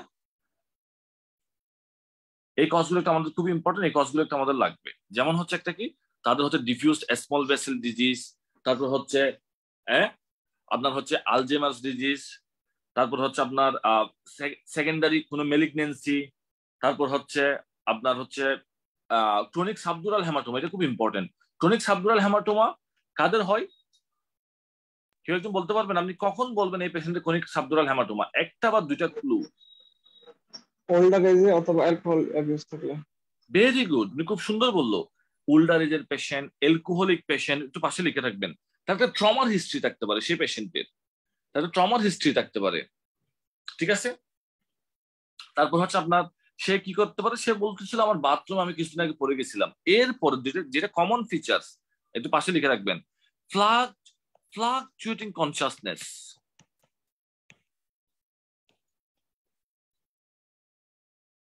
তাদের হচ্ছে ফ্লাকচুয়েটিং কনসাসনেস থাকে, এটা একটু পাশে লিখে রাখবেন। তাহলে একটা ট্রমা, একটা অ্যালকোহলিক পেশেন্ট, একটা ওল্ডার এজের পেশেন্ট, তার ফ্লাকচুয়েটিং কনসাসনেস, সাথে হতে ডিমেনশিয়া, তখন এটা আমরা ডায়াগনোসিস করব এটা হচ্ছে সাবডুরাল হেমাটোমা। এটা অ্যাকিউট হতে পারে, ক্রনিক হতে পারে, দুটাই হতে পারে। তো হচ্ছে অ্যালকোহল, এগুলো। আর কিছু আছে রিভার্সিবল কজ অফ ডিমেনশিয়া, যেমন আমাদের থায়ামিন ডেফিসিয়েন্সি, ভিটামিন বি12 ডেফিসিয়েন্সি, সিফিলিস, এইচআইভি, এই কজগুলো হচ্ছে reversible cause of dementia, reversible cause. এটা একটু মনে রাখতে হবে, রিভার্সিবল কজ অফ ডিমেনশিয়া। আর আমরা এখানে কয়েকটা দেখাই দিলাম, frontotemporal dementia, Huntington, Wilson's, Lewy body dementia. Lewy body dementia নিয়ে আমরা পড়বো, প্রোগ্রেসিভ সুপ্রানিউক্লিয়ার পালসি, এটা সামনে আমরা একটু দেখবো, ঠিক আছে? এগুলো একটু আমরা সামনে দেখবো। তাহলে ডিমেনশিয়ার এই কজটা থেকে আমাদের এমসিকিউ আসে FCPS A, causes of dementia, কোনটা কোনটা ডিমেনশিয়ার কজ। তাহলে মোস্ট কমন কজ আর লেস কমন কজটা এই দুইটা পড়লে হবে, আমাদের দাগানোগুলো সব পড়া লাগবে না। আর ডিমেনশিয়াতে আমরা কি কি ইনভেস্টিগেশন করি এটা জাস্ট একবার রিডিং দিলে হবে, সব লাগবে না এটার। তারপর আসলে আলজেমার্স ডিজিজ, এটা হচ্ছে most common form of dementia, rare in people under 45 years. Normally 45 বছরের বয়সের পরে খুব কম হয় আলজেমার্সটা। আর আমরা এখানে পেশেন্টের হচ্ছে আমরা এপোলিপোপ্রোটিন E4 increase risk of developing the disease, ঠিক আছে? তাদের হচ্ছে আপনার ইউজুয়ালি হচ্ছে আমরা E4 এর সাথে অ্যাসোসিয়েশন থাকতে পারে। আর হিস্টোলজিক্যালি যখন আমরা পেশেন্টের হিস্টোলজিক্যালি দেখবো, তাদের হচ্ছে আপনার স্যানাল প্লেক বা হচ্ছে আপনার নিউরোফিব্রিলারি ট্রায়াঙ্গেল সেরিব্রাল কর্টেক্সে এটা প্রেজেন্ট থাকতে পারে। আর তাদের হচ্ছে কিছু নিউরো ট্রান্সমিটারের হচ্ছে আপনার ইম্পেয়ারমেন্ট থাকতে পারে, যেমন হচ্ছে আপনার নন অ্যাড্রেনালিন, হাইড্রোক্সিট্রিপটামিন, গ্লুটামেট, তারপর হচ্ছে সাবস্টেন্স পি, এগুলোর ইয়ে থাকতে পারে। ক্লিনিক্যাল ফিচার্স দেখেন, তাদের gradual impairment of memory, mainly হচ্ছে আপনার short term long term memory দুইটাই তাদের হচ্ছে লস হতে পারে, মেমোরি লস হতে পারে। সাথে অ্যাপ্রাক্সিয়া, অ্যাপ্রাক্সিয়া মানে কি কেউ একদম বলেন তো? অ্যাপ্রাক্সিয়া মানে কি? যেটাই কে দেবে সেটা রাখতে পারবে না। মানে কমপ্লিকেটেড কোনো আপনি একটা স্টার আঁকতে দিচ্ছেন সেটা আঁকতে পারবে না, কমপ্লিকেটেড কোনো কিছু একটা আঁকতে দিলে সেটা আঁকতে পারবে না। আর ভিজুয়াল স্পেশাল ইম্পেয়ারমেন্ট মানে আমরা বললাম অ্যাফাসিয়া মানে সে কথা, অনেক সময় তাদের হচ্ছে আপনার কথা বলতে পারে না, আর তাদের হচ্ছে ডিপ্রেশন দেখা দেয়, ঠিক আছে? এটাই জাস্ট একবার রিডিং দিবেন। তবে ট্রিটমেন্ট ড্রাগের নামগুলো খুব ইম্পর্টেন্ট, ডিমেনশিয়া ড্রাগের নাম পরীক্ষার জন্য খুব ইম্পর্টেন্ট। আমরা অ্যান্টিকোলিনেস্টেরস ইনহিবিটর ইউজ করি, যেমন তাদের ডুনেপজিল বা রিভাস্ট্যাকমিন, এই ড্রাগ গুলো ইউজ করি, গ্ল্যান্টামিন, এই তিনটা ড্রাগ ইউজ করি। যদি সিভিয়ার ডিমেনশিয়া হয় তখন সেক্ষেত্রে হচ্ছে আমাদের ট্রিটমেন্ট হিসেবে আমরা মেমান্টিন ইউজ করি, মেমান্টিন সিভিয়ার ডিপ্রেশনে, ঠিক আছে?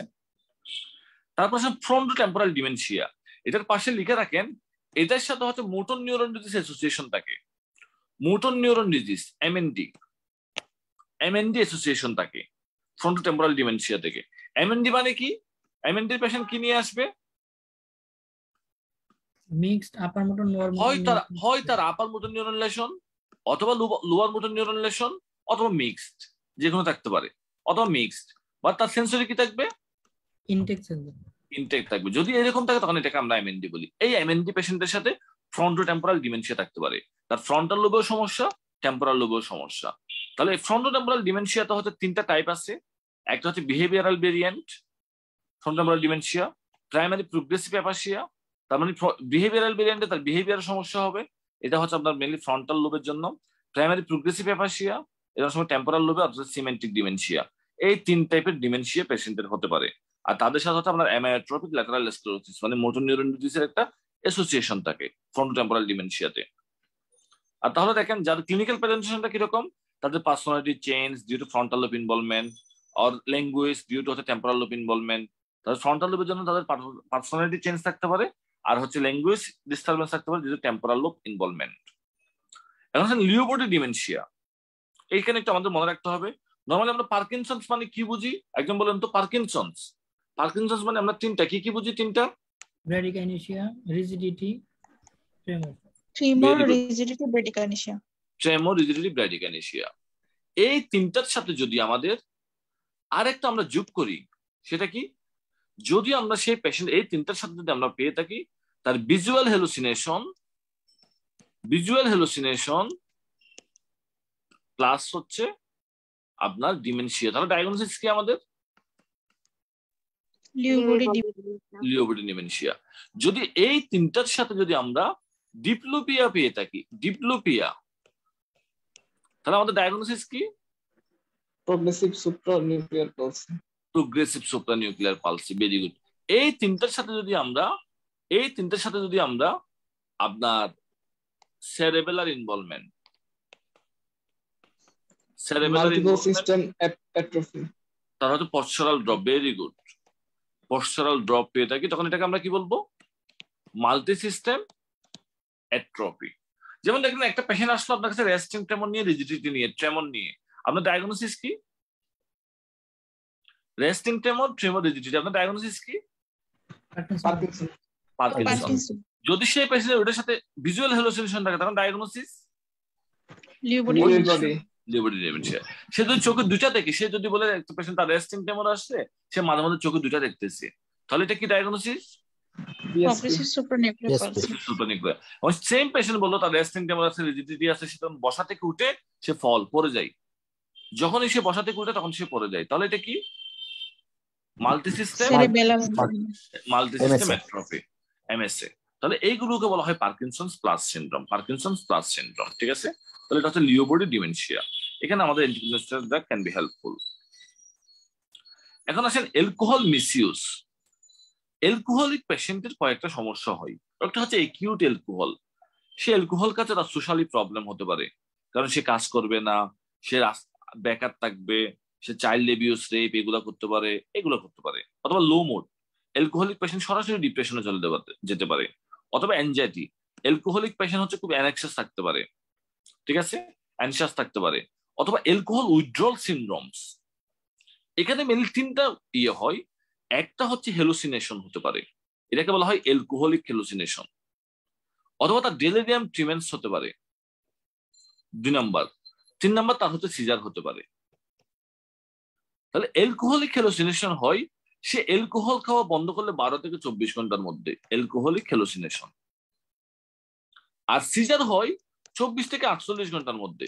সে অ্যালকোহল খেত, জাস্ট 24 ঘন্টা পর্যন্ত সে খাচ্ছে না, 24 থেকে 48 ঘন্টা পরে তার হচ্ছে কনভালশন হতে পারে। আর 72 আওয়ার্স এর মধ্যে তার হচ্ছে আপনার 72 আওয়ার্স পরে তার ডেলিরিয়াম ট্রিমেন্স ডেভেলপ করতে পারে। ডেলিরিয়াম ট্রিমেন্সে কি হয়? সে হচ্ছে আপনার অ্যাজাইটেড হয়ে যাবে, ভিজুয়াল হ্যালুসিনেশন হয়ে যাবে, তার ট্রেমর, সুয়েটিং, ট্যাকিকার্ডি এগুলো হতে পারে।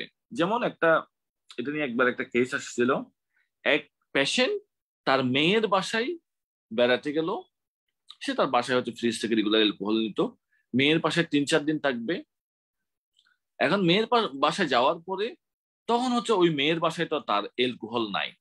3 দিন পরে কি করলো? সে হচ্ছে বিছানার মধ্যে মাকড়সা দেখতেছে, কি একটু মাকড়সা একটা হাঁটতেছে। সে তাড়াতাড়ি বিছানার বেডশিটটা খুলে ফেলে দিল, টেনে টেনে ফেলে দিচ্ছে বেডশিট, বেড সবগুলো। আবার কি হলো? সে দেখতেছে মাকড়সা হচ্ছে তার লুঙ্গির মধ্যে, তাড়াতাড়ি সে লুঙ্গি খুলে ল্যাংটা হয়ে গেছে। তাহলে এইটা হচ্ছে তার তখন যে অ্যাজাইটেড, তার সুয়েটিং, ট্যাকিকার্ডি এগুলো হচ্ছে। তার মানে 3 দিন পরে সেই পেশেন্টের হচ্ছে ডেলিরিয়াম ট্রিমেন্স ডেভেলপ করছে। তাহলে এইভাবেও পরীক্ষা আসতে পারে। একটা অ্যালকোহলিক পেশেন্ট হঠাৎ করে ভিজুয়াল হ্যালুসিনেশন, সুয়েটিং, ট্যাকিকার্ডি এগুলো হচ্ছে হোয়াটস ডায়াগনোসিস। অথবা অ্যালকোহলিক পেশেন্ট শুধুমাত্র তার হচ্ছে 12 ঘন্টা বা 20 ঘন্টা পরে শুধুমাত্র তার হ্যালুসিনেশন হচ্ছে, 12 ঘন্টা পরে, তখন আমরা ডায়াগনোসিস কি বলবো? ডেলিরিয়াম ট্রিমেন্স। 12 ঘন্টা বা 12 ঘন্টা পরে তার হ্যালুসিনেশন হচ্ছে, এটাকে আমরা ডেলিরিয়াম ট্রিমেন্স বলবো, Alcoholic hallucination. Alcoholic hallucination. অথবা তার হচ্ছে আপনার অ্যালকোহলিক কনভালশন হতে পারে। তাহলে এইগুলো হচ্ছে আপনার অ্যালকোহল উইথড্রল সিনড্রোমস এর কিছু কয়েকটা পার্ট। এখন আসেন আরেকটা আছে ওয়ার্নিক্স বা কর্সাকফ সিনড্রোম। অ্যালকোহলিক পেশেন্টদের হতে পারে। যেমন এখানে আমরা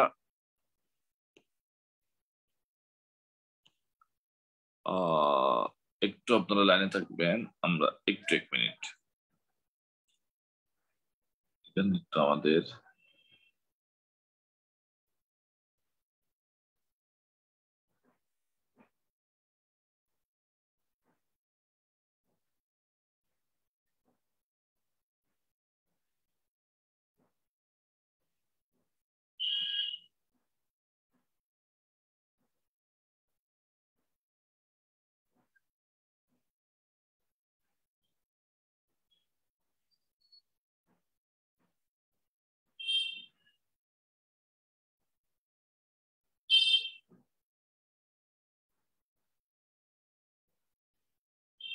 একটু 1 মিনিটের জন্য একটু আপনারা হোল্ড করেন, আমি একটু ব্যাক করতেছি।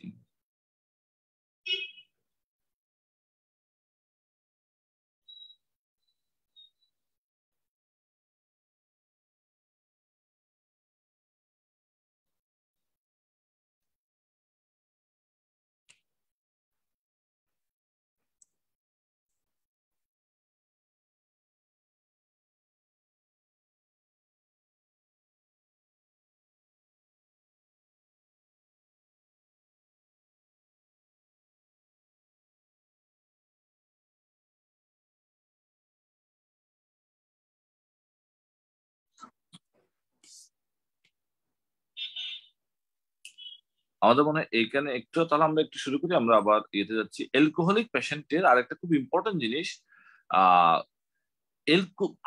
আপনার chronic alcohol misuse. Chronic alcohol misuse হলে তার কি কি সমস্যা হতে পারে? তাদের হাইপোগ্লাইসিমিয়া হতে পারে, খুব ইম্পর্টেন্ট। হাইপোগ্লাইসিমিয়ার কজ কি? Spontaneous hypoglycaemia other than diabetes বা ইনসুলিন। হাইপোগ্লাইসিমিয়া কেন হতে পারে মানুষের, বলেন তো কেউ একজন? ইনসুলিনোমা। Very good, insulinoma. তারপর এডিসনস ডিজিজ, তাই না? অ্যাডিসন ডিজিজ হতে পারে। আর septicaemia, liver failure, acute liver failure. তাহলে আপনার hypoglycaemia, insulinoma, Addison's disease, septicaemia, liver failure, এইগুলো তো হচ্ছে আমাদের স্পন্টেনিয়াস হাইপোগ্লাইসিমিয়া হতে পারে আদার দেন ডায়াবেটিক অথবা অ্যালকোহলিক পেশেন্ট। তাদের কিটোএসিডোসিস হতে পারে অথবা এসপিরেশন অফ ভমিটিং হতে পারে অ্যালকোহলিক পেশেন্টের। আর উইথড্রল ফেনোমেনন আমরা অলরেডি আলাপ করলাম, তাদের ডেলিরিয়াম ট্রিমেন্স হতে পারে, তাদের কনভালশন হতে পারে, তাদের অ্যালকোহলিক হ্যালুসিনেশন হতে পারে। আর ক্রনিক ইউজ করলে তাদের কি হয়? পেরিফেরাল নিউরোপ্যাথি হয়, তাদের লিভার সিরোসিস হতে পারে, তাদের হচ্ছে প্যানক্রিয়াটাইটিস হয়, মেলোরিয়াস সিনড্রোম হতে পারে, তারপর হচ্ছে তাদের কার্ডিওমায়োপ্যাথি হয় অনেক সময়, সিউডোকুশিং সিনড্রোমের কজ অ্যালকোহল ছাড়া আর কি কি আছে? আর 2টা কজ আছে, কেউ একজন বলেন তো? Obesity, depression. Very good, obesity and depression. পাশে একটু লিখে রাখবেন, এগুলো হচ্ছে সিউডোকুশিং সিনড্রোম করতে পারে।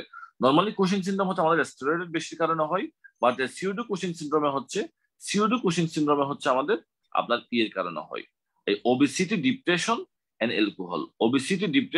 অ্যালকোহল। ঠিক আছে, এটার কারণে হতে পারে। আমরা একটু পিডিএফটা একটু করে চেঞ্জ করি, আপনারা একটু লাইনে থাকবেন 1 মিনিট, আমরা একটু পিডিএফটা চেঞ্জ করি।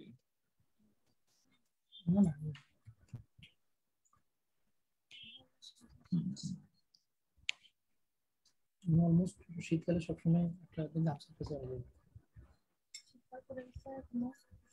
ওকে,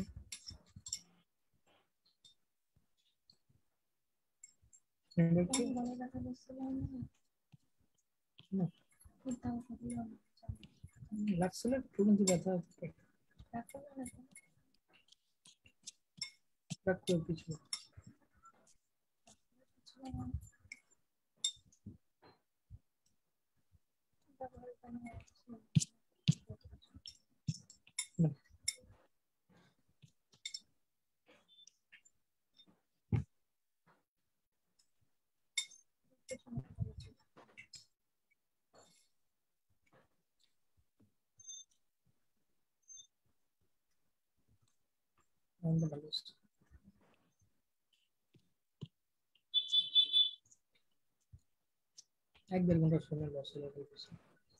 তারপর আসেন আমাদের হচ্ছে আপনার এরপর যদি আমরা আসি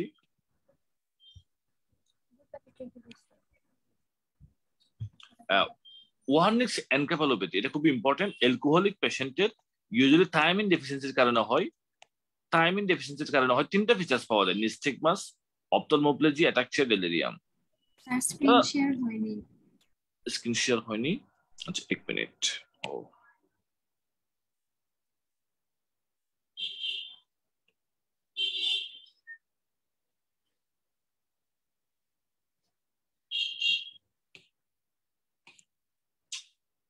এখন দেখা যাচ্ছে?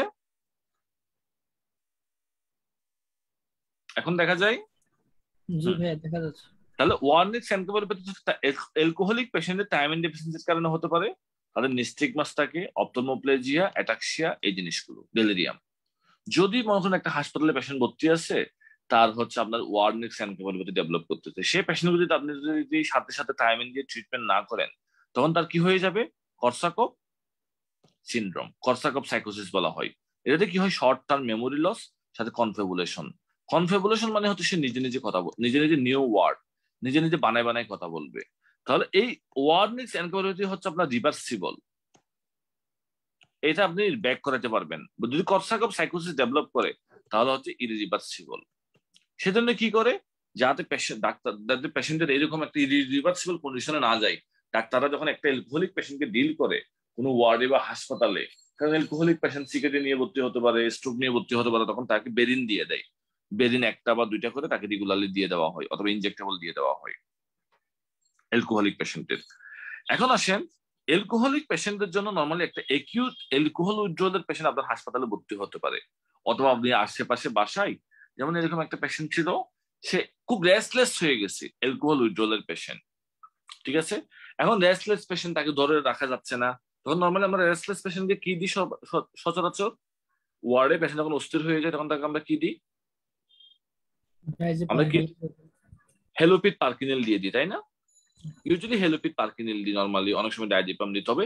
আমাদের মনে রাখতে হবে, অ্যালকোহলিক পেশেন্টে যখন একিউট অ্যালকোহল উইথড্রয়ালের পেশেন্ট, তখন তাকে আমরা অবশ্যই ট্রিটমেন্ট দিব হচ্ছে আপনার ডায়াজিপাম দিয়ে। এটাও পরীক্ষায় সিঙ্গেল বেস্ট আসছে, এফসিপিএসও আসে, যারা এমআরসিপি দিবেন তাদেরও আসে। একটা একিউট অ্যালকোহল উইথড্রয়ালের পেশেন্ট, আপনি তাকে কোন ড্রাগটা দিয়ে ট্রিটমেন্ট করবেন, সেখানে হেলোপিড থাকবে, পার্কিনিল থাকবে, ডায়াজিপাম থাকবে, তাহলে আনসার হবে ডায়াজিপাম।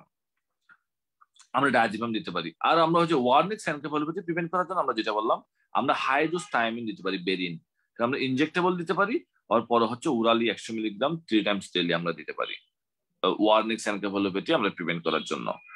আর অ্যালকোহল থেকে ক্র্যাভিংটা কমানোর জন্য দুইটা ড্রাগ ইউজ করা যায়, একটা হচ্ছে এগামপ্রোসেট আর তোমার ডাইসালফিরাম। এই দুটো ড্রাগ ইউজ করা যায়, তোমার নামটা মনে রাখতে পারলেই হবে। সাবস্টেন্স মিসইউজ, এটা আর একটা খুব ইম্পর্টেন্ট। একটা হচ্ছে সিডেটিভ মানে ঘুমের ওষুধ, স্টিমুলেন্টস, এমফেটামিন বা কোকেন এগুলো, অথবা হ্যালুসিনোজেন, এগুলা পেশেন্টকে খাওয়ানো হয়। সিডেটিভ, এটা আসলে আপনার সিডেটিভ তো অনেকে হচ্ছে আপনার খেতে থাকে আস্তে আস্তে, এটা রিবোট্রিল, সে রিবোট্রিল যে খাচ্ছে আজকে 8 বছর 10 বছর 20 বছর এরকম, তার রিবোট্রিল না খেলে তার ঘুম হয় না, সে রাতে ঘুমানোর সময় 0.5 1 2। আমি একটা সাইকিয়াট্রিক হসপিটালে একটা ফিমেল দেখছিলাম, তার হচ্ছে আপনার 20-30টা রিবোট্রিল না খেলে ঘুম হয় না, এবং 20-30টা রিবোট্রিল তার শরীরে কোনো সমস্যা হয় না, সে একসাথে 20টা বা 30টা এভাবে রিবোট্রিল খেয়ে ঘুমায়। আবার অনেকে এরকম 5-7টা রিবোট্রিল খেয়ে ঘুমায়। হঠাৎ করে কেউ একজন তাকে বললো যে এরকম রিবোট্রিল খেলে তোমার শরীরের সমস্যা, তোমার সবকিছু ডাউন হয়ে যেতে পারে, তুমি যে কোনো সময় মারা যেতে পারো। সাথে সাথে সে ঘুমের ওষুধ খাওয়াটা বন্ধ করে দিল ওই বইয়ে। তখন তার কি হতে পারে? সেই যে আপনাদের যে বেনজোডাইজেপিন এগুলো, বারবিটুরেট এগুলো খাওয়া বন্ধ করে দিল, বন্ধ করে দিলে তার কনভালশন বা সিজার এগুলো হয়ে যেতে পারে, হ্যালুসিনেশন বা সিজার এগুলো হয়ে যেতে পারে। তাহলে আপনি এগুলো সাথে সাথে বন্ধ করে উঠতে পারবেন না, এগুলো হচ্ছে আমাদের গ্র্যাজুয়ালি উইথড্র করতে হবে। এগুলো আমাদের হচ্ছে ধীরে ধীরে, এই ড্রাগ গুলো হচ্ছে আমাদের ধীরে ধীরে উইথড্র করতে হবে, ঠিক আছে? মনে করেন আপনি হাসপাতালে ডিউটি করতেছেন, ইমার্জেন্সিতে এডমিশন ডেস্কে বসে আছেন, একটা রুগী আসলো, আপনার সামনে সে কাঁপতেছে সমানে, তার চোখ মুখ লাল, ফ্লাশিং হচ্ছে ফেসে, তার চোখ দিয়ে পানি আসতেছে, নাক দিয়ে পানি আসতেছে, তার স্যালাইভেশন হচ্ছে, সে কিছুক্ষণ পর বাথরুমে যাচ্ছে, এডমিশন আপনার সামনে দাঁড়ায় আছে, ঠিক আছে? তার প্রেশার বেশি, আপনি যে পিউপিল দেখলেন, চোখগুলো পিউপিল গুলো সব বড় বড় ডাইরেক্ট হয়ে আছে, তারপরে এটা কিসের পেশেন্ট? এটা কিসের পেশেন্ট সে রুগীটা? Opioid withdrawal. এটা হচ্ছে অপিওয়েড উইথড্রয়াল। সে পেথিডিন নিত, সে মরফিন নিত। এই যারা মরফিন বা পেথিডিন উইথড্রয়ালের পেশেন্ট থাকে, তখন তাদের হচ্ছে আপনার 12 ঘন্টা পর থেকে শুরু হতে পারে, তাদের হচ্ছে আপনার হচ্ছে rhinorrhoea, lacrimation, shivering, piloerection, vomiting, diarrhoea, abdominal pain, tachycardia, hypertension এগুলো হয়। মরফিন পেথিডিন উইথড্রয়ালটা খুব খারাপ, খুব খারাপ। আমি একটা আপনাদেরকে বলি, একটা খুব প্রাইভেট ইউনিভার্সিটির পেশেন্ট টিচার, খুব নাম করা একটা ইউনিভার্সিটির খুব নাম করা টিচার, তার অনেক বইটই আছে, রাইটার, তার ট্রাইজেমিনাল নিউরালজিয়া ছিল। এটার জন্য সে হচ্ছে আপনার পেন কিলার নিত, নর্মালি পেন কমতো না, তবে তারপর হচ্ছে বলো যে এত বেশি ব্যথা, তখন সে একদিন পেতিদিন নিছিল। পেতিদিন নেওয়ার পরে সে ওই ব্যথা থেকে আরাম পাইছে। এখন সে তো ব্যথা সহ্য করতে পারে না, তখন সে হয়তো রেগুলার পেতিদিন নিচ্ছে। দেখুন তার আস্তে আস্তে তার 2-3টে পেতিদিন নিলেও কমে না ব্যথা, 4-5টা নিতে হয়, পরে আরো 7-8টা নিতে হয়। এইরকম করতে করতে সে 40টা করে পেতিদিন নিত একদিনে।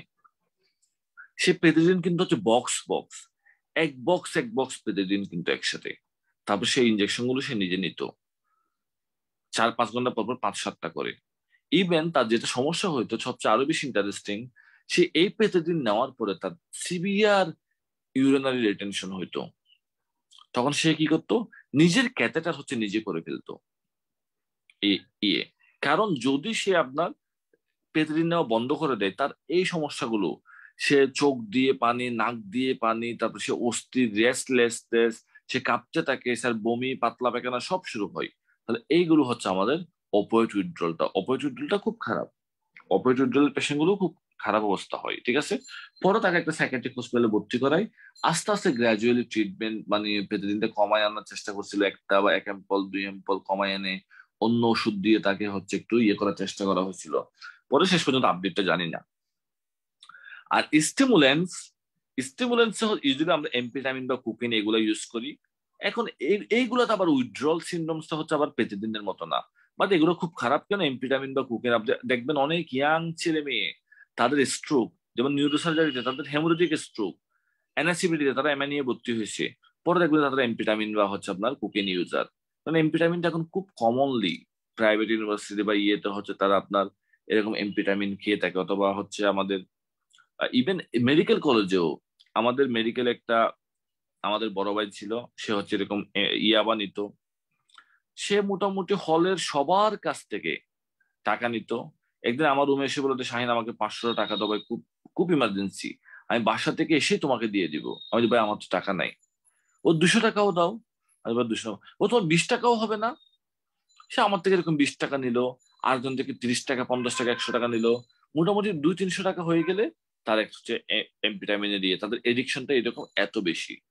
আবার একবার কি করলো, এখনো তাকে আর কেউ টাকা দেয় না, তখন সে কি করবে, তখন সে হচ্ছে আপনার রুমে গেছে, 2-1 জনের বল যে আমার তো হচ্ছে সাপ্লির পরীক্ষার ডেট দিচ্ছে, এখন তো আমার হচ্ছে ও সাপ্লি পরীক্ষাটা দিতে হবে, তোমার ডেভিডসনটা একটু দাও না। একজন থেকে ডেভিডসন নিল। আবার আরেকজনের রুমে গিয়ে বলবে, যাচ্ছে তোমার বেল ল্যাবটা দাও না, আরেকজনের এই গাইডটা নিবে। সব বই পুস্তক নিয়ে সে কি করছে, একদিন হচ্ছে আপনার নীলক্ষেতে বিক্রি করে দিয়ে আসছে। তার মধ্যে হচ্ছে আমাদের এক ফ্রেন্ড আছে, যে খুব পড়াশোনা করে, আপনার নাম বলেছেন, আমি নাম বলতেছি না, খুব পড়াশোনা করে, তার ডেভিডসন হচ্ছে সে দাগানো, ওইখানে হচ্ছে সব সে বক্স করে করে দাগায়, নোট করে সব সে হয়ে গেছে পাগল। আবার এই বাইকে তো আর খুঁজে পাই না। এখন সে কি করবে, বলে যে এটা মনে হয় নীলক্ষেত বিক্রি করছে। তখন সে হচ্ছে আপনার নীলক্ষেতে গিয়ে সব দোকানে গিয়ে গিয়ে খুঁজে খুঁজে তার সে দাগানো ডেভিডসন বইটা নিজের টাকা দিয়ে আবার কিনে নিয়ে আসছে। ও যে ভাই হচ্ছে অল্প টাকা দিয়ে সব বই পুস্তক হচ্ছে নীলক্ষেত বিক্রি করে দিয়ে আসছে তার ওই ইয়াবা খাওয়ার টাকার জন্য। তাহলে এইরকম যারা হয়তো এমফেটামিন বা কোকেন আসে, তারা হচ্ছে যেমন তারা খুব হচ্ছে সিভিয়ার এডিকশন থাকে, এবং তারপর তাদের হচ্ছে আপনার কার্ডিয়াক প্রবলেম বা হচ্ছে আপনার স্ট্রোক, এগুলোও হতে পারে। দেখবেন অনেক পেশেন্টের এগুলোও হতে পারে, এবং তখন সোশ্যাল একটা আনস্টেবল কন্ডিশন হয়ে যায়। আর হেলোসিনোজেন পেশেন্ট গুলো যেমন আপনার ক্যানাবিস বা হচ্ছে আপনার ইস্টেসি বা এখন এলএসডি খাওয়ায় হচ্ছে সে অল্প সময়ের জন্য অনেক কিছু ভুলে যায়। এই হেলোসিনোজেন গুলো একটা পেশেন্টের হচ্ছে আপনার ইয়ে থাকতে পারে। তারপর আসেন অর্গানিক সলভেন্টের মধ্যে হয়তো গ্লু স্নিফিং, এটা হচ্ছে নর্মালি অনেক ইয়েতে, যেমন আমি একবার ইন্টার্নি থাকতে সাইকিয়াট্রিক ওয়ার্ডে দেখছিলাম একটা ছেলে, সে জুতার ফ্যাক্টরিতে কাজ করতো। ওই যে জুতার মধ্যে যে গ্লুটা দেয়, সে গ্লুটা হচ্ছে সে আপনার ইনহেলেশনের মাধ্যমে সে হচ্ছে নিত। তখন সে হচ্ছে আপনার ইনটক্সিকেটেড থাকতো, এটা নিলে ইউফোরিক থাকতো। তাকে অনেক চাকরির অফার, অনেক কিছু দেয়, সে কোথাও যাবে না, সে কোনো কাজ করবে না। সে এর চেয়ে অনেক ভালো জব, তার মা আনলো, বলে যে এখানে তাদের ব্যবসা আছে, সে কোনো কিছু দেখবে না। সে ওই জুতার ফ্যাক্টরিতে কাজ করবে অল্প বেতনে, এবং সকাল থেকে রাত পর্যন্ত সে ওইখানেই কাজ করে। পরে দেখা গেল যে সে ওই জুতার ফ্যাক্টরিতে কাজ করে, ওখানে যে গ্লুটা আছে, সেই গ্লুটা হচ্ছে আপনার ইনহেলেশনের মাধ্যমে সে নেয়। আর এইগুলো হচ্ছে যারা সাবস্টেন্স মিসইউজ, তাদের এই সমস্যাগুলো এইগুলো তারা নিতে পারে। তারপর আসেন সিজোফ্রেনিয়া। সিজোফ্রেনিয়া হচ্ছে মেনলি ডিলিউশন, হ্যালুসিনেশন, তাদের ল্যাক অফ ইনসাইট এগুলো থাকতে পারে। আর সিজোফ্রেনিয়া পেশেন্টের কিছু আপনার রিস্ক ফ্যাক্টর থাকতে পারে, যেমন হচ্ছে অবস্টেটিক আপনার হচ্ছে কমপ্লিকেশন, পেশেন্ট বার্থের সময় অথবা চাইল্ডহুড অ্যাডভার্সিটি অথবা আরবান আপব্রিঙ্গিং, তারা সিজোফ্রেনিয়া হতে পারে, অথবা কোনো সোশ্যাল স্ট্রেস বা ক্যানাবিস এবিউজার থাকলে তাদের হতে পারে। সিজোফ্রেনিয়ার পেশেন্টের হচ্ছে আমরা ক্লিনিক্যাল ফিচারে যাই, যেমন এই বক্সটা, তাহলে এটা হচ্ছে first time symptoms of schizophrenia. First time symptoms of schizophrenia সেটা হচ্ছে আপনার auditory hallucination and second and third generation hallucination. তাহলে broadcasting insertion and withdrawal of the thought. তারপর হচ্ছে আপনার control feelings, impulse and act. সে নর্মালি সে সবসময় কানে একটা শব্দ শুনে, তখন সে যদি ইনসার্শন বা উইথড্রল অফ থট, সে যেগুলো চিন্তা করে সে মনে করে সেগুলো অন্য কেউ তার মধ্যে ঢুকে দিচ্ছে, আবার তার থেকে নিয়ে নিচ্ছে, অথবা তার সব চিন্তা ভাবনা সে নিজে করতেছে না, আরেকজন কন্ট্রোল করতেছে, অথবা তার একটা ডিলিউশনাল পারসেপশন থাকতে পারে। যেমন আমি একটা ছেলে দেখছিলাম, ইয়াং ছেলে, সে সারাদিন তসবি যখন নামাজ পড়ে, সারাদিন তসবি নিয়ে বসে থাকা নামাজ পড়ে। তাহলে কেন? তাকে সরাসরি এটা বলা হচ্ছে, সে উপর থেকে তার মাধ্যমে এটা নাজিল হচ্ছে, সে যেগুলো নিজে কিছুই করতেছে না, তার দাবি হচ্ছে সেগুলো কিছুই করতেছে না, তাকে বলা হচ্ছে। পীরাওয়ালি একজন বলতেছে, এই জন্য সে সারাক্ষণ এই কাজ করতেছে। তাহলে এই জন্য তাদের হচ্ছে কন্ট্রোলিং ফিলিং, সিম্পল সব অন্যজন নিয়ন্ত্রণ করে, তাদের একটা চিন্তা ভাবনা অন্যজন দেয়, এটা ঘটতে পারে। আর symptoms of chronic schizophrenia, chronic schizophrenia তাদের হচ্ছে আপনার আমাদের ফ্ল্যাট এন্ড ইফেক্ট, তাদের হচ্ছে apathy, loss of drive, socially isolation, poverty of speech, poverty of poor self care, এই জিনিসগুলো হচ্ছে ক্রনিক সিজোফ্রেনিয়ার পেশেন্টের হতে পারে। ইভেন কিছু ক্রনিক সিজোফ্রেনিয়ার পেশেন্ট আছে, সে 6 মাস ধরে রুম থেকে বের হয় না, আবার আছে তারা বাসা থেকে হারায় যায়, সোশ্যালি আইসোলেটেড করে ফেলে, রাস্তায় রাস্তায় ঘুরে, রাস্তায় রাস্তায় হচ্ছে আপনার রাস্তায় পড়ে থাকে, শুয়ে থাকে। একটা হচ্ছে আপনার খুব বড় লোকের একটা লোক, সে অনেক বড় লোক, তার ভাই বোন সবাই অনেক সম্ভ্রান্ত, তার নিজের অনেক জায়গা সম্পত্তি, সে বাসা থেকে বের হয়ে গেছে, তাকে অনেক মাস ধরে খুঁজতেছে, পরে খুঁজে পাইলেও কোথায় থাকে, সে হচ্ছে আপনার বাংলা মোটরের ওইখানে একটা বাটা সিগন্যালের ওইখানে একটা জুতার দোকানের সামনে সে শুয়ে আছে। সে সিজোফ্রেনিক পেশেন্ট, তার চুল টুল অনেক লম্বা হয়ে গেছে, সে গোসল করে না, দাড়ি টাড়ি এরকম, তাকে মানুষজন পাগল হিসেবে রাস্তায় ধরে খাবার টাবার দিত। আসলে সে ছিল সিজোফ্রেনিয়ার পেশেন্ট, সে বাসা থেকে বের হয়ে এরকম রাস্তাঘাটে এরকম পড়েছিল। তাহলে ক্রনিক সিজোফ্রেনিয়ার পেশেন্টের নর্মালি সোশ্যালি আইসোলেশন হয়ে, পুয়ার সেলফ কেয়ার হয়ে এই জিনিসগুলো হতে পারে, তবে একিউটে না। অনেক সময় একিউট কন্ডিশনের পেশেন্টদের হচ্ছে আপনার পারফরমেন্স অনেক সময় ভালো থাকে। ট্রিটমেন্ট, সিজোফ্রেনিয়ার ট্রিটমেন্ট হিসেবে আমরা কি দিয়ে থাকি? মেইনলি হচ্ছে আমরা দিয়ে থাকি অ্যান্টিসাইকোটিক ড্রাগ। অ্যান্টিসাইকোটিক ড্রাগের মধ্যে এটিপিক্যাল গুলো খুব ইফেক্টিভ, যেমন ক্লোজাপিন, রিসপেরিডন, উলানজাপিন, কুইটাপিন, এগুলো খুব কমনলি ইউজ করা হয়, খুব কমনলি। কুলাজাপিন হচ্ছে আপনার সিজোপিন নামে পাওয়া যায়, 50, 100, 200 অনেকে ইউজ করে। রিসপুলাক্স 2 মিলিগ্রাম নামে পাওয়া যায়, উলানা 5, 10 এগুলো। কুইটাপিন হচ্ছে 25, 50, 100, 200 বিভিন্ন ডোজে পাওয়া যায়, এবং সাইকিয়াট্রিক ডাক্তাররা এই ড্রাগ গুলো খুব বেশি ইউজ করে। ক্লোজাপিনটা একটু কম ইউজ করা হয়। কেউ বলতে পারবেন কেন কম ইউজ করা হয়? ক্লোজাপিনটা একটু কম ইউজ করা হয়, কেন কম ইউজ করা হয়? এই গ্রানুলোসাইটোসিস করেন, এটা নিউট্রোপেনিয়া করতে পারে, সে নিউট্রোপেনিয়া করে, সেজন্য এটা একটু কম ইউজ করা হয়। তবে ক্লোজাপিন দেওয়ার পরে যদি আপনি দেখেন যে কেউ সিজোপিন পাচ্ছে, অ্যাটলিস্ট বলবেন আপনি 2 সপ্তাহ পর একটা সিবিসি করবেন, 2 সপ্তাহ পর একটা সিবিসি করবেন, আপনার নিউট্রোফিল কাউন্টটা দেখতে হবে। যদি আপনি না জানেন সে সিজোপিন খাচ্ছে, অনেক পেশেন্টের হয়, ডাক্তার সিজোপিন দিচ্ছে, সে চলে আসলো, আর কোনো ফলো আপ নাই, তার নিউট্রোপেনিয়া হয়ে জ্বর হয়ে পেশেন্টের ইনফেকশন হয়ে যায়। এটাতে আসে। তারপর হচ্ছে adverse effect of antipsychotic drug, তাদের ওয়েট গেইন হতে পারে, ডোপামিন ব্লকের জন্য তাদের হচ্ছে আপনার ডিস্টোনিয়া, পার্কিনসনিজম, টার্ডিভ ডিসকানেসিয়া বা গাইনোকোমেসিয়া এগুলো হতে পারে। ড্রাই মাউথ, কনস্টিপেশন, ইরিটেশন এগুলো হতে পারে ক্লোনাজিক ব্লকের জন্য, অথবা আমরা বললাম নিউট্রোপেনিয়া হতে পারে, অথবা কর্নিয়াল ল্যান্স অপাসিটি হতে পারে অ্যান্টিসাইকোটিক ড্রাগে একটা পেশেন্টের। তারপর আরেকটা খুব ইম্পর্টেন্ট, কেউ অ্যান্টিসাইকোটিক নেওয়া শুরু করলো বা অ্যান্টি পার্কিনসন্স 10 দিনের মধ্যে হঠাৎ করে বন্ধ করে দিল, উইদিন 10 days সাডেনলি বন্ধ করে দিল, অথবা ডোজ বাড়াই ফেললো অ্যান্টিসাইকোটিক খাওয়ার পর, সেই পেশেন্টের হচ্ছে আপনার ফিভার, ট্রেমর, রিজিডিটি, তারপরে তাদের ডেলিরিয়াম বা অটোনমিক ইনস্টেবিলিটি এইগুলো হচ্ছে ডেভেলপ করতে পারে। তখন এটাকে বলা হয় নিউরোলেপটিক মেলিগন্যান্ট সিনড্রোম। এটা মেনলি হয় হচ্ছে আপনার অ্যান্টিসাইকোটিক ড্রাগ নেওয়ার পরে। আর আমরা ইনভেস্টিগেশন করলে কি করব? আমরা ক্রিয়েটিনিন ফসফোকাইনেজ লেভেল দেখবো, আর সিবিসি তে লিউকোসাইটোসিস পাবো। সাথে সাথে আমরা অ্যান্টিসাইকোটিক ড্রাগটা বন্ধ করে দিব, আর পেশেন্টের সাথে ট্রিটমেন্ট হিসেবে আমরা হচ্ছে ডেন্টুলিন সোডিয়াম বা হচ্ছে ব্রোমোক্রিপ্টিন এগুলো অ্যাড করতে পারি। আর তাদের কার্ডিয়াক অ্যারিথমিয়া অনেক সময় অ্যান্টিসাইকোটিক ড্রাগে কার্ডিয়াক বিটি বা টর্সাইটিস পয়েন্টিস এগুলো ডেভেলপ করতে পারে অ্যান্টিসাইকোটিক ড্রাগে। তারপর আছে মুড ডিসঅর্ডার। আমাদের ইউনিপোলার ডিপ্রেশন, এখানে শুধু ডিপ্রেশনই থাকবে, লো মুড থাকবে। আর বাইপোলার ডিপ্রেশন, এখানে হচ্ছে এলিভেটেড মুডও থাকবে আর ডিপ্রেসড মুডও থাকবে। আর ডিসথাইমিয়া, এটা হচ্ছে লো গ্রেস অফ ডিপ্রেশন। তাহলে মুড আমাদের ইউনিপোলার, বাইপোলার বা ডিসথাইমিয়া এরকম 3 ধরনের হতে পারে। এরপর আসেন ডিপ্রেশনের হচ্ছে আমাদের ফিচার্স। আমাদের প্যাথোজেনেসিস এখানে কয়েকটা লাইন দেখানো আছে। ট্রিগার করে কারা, যেমন স্ট্রেসফুল লাইফ অথবা হচ্ছে কোনো আপনার ইভেন্ট, এইগুলো তো হচ্ছে আমাদের ডিপ্রেশনটা হচ্ছে ট্রিগারিং করতে পারে। আর ডিপ্রেশনের যে ক্লিনিক্যাল ফিচার্স আমরা আগে পড়ছি, সেখান থেকে একবার দেখে নিলে হবে, এখানে এগুলো আমাদের লাগবে না। খুবই ইম্পর্টেন্ট, ট্রিপল স্টার দিয়ে রাখেন এই অ্যান্টি ডিপ্রেশন ড্রাগের নাম। তাহলে এই বক্সটা অ্যান্টিসাইকোটিক ড্রাগের সাইড ইফেক্ট, অ্যান্টিসাইকোটিক ড্রাগের নাম আর অ্যান্টি ডিপ্রেশন ড্রাগের নাম খুব ইম্পর্টেন্ট।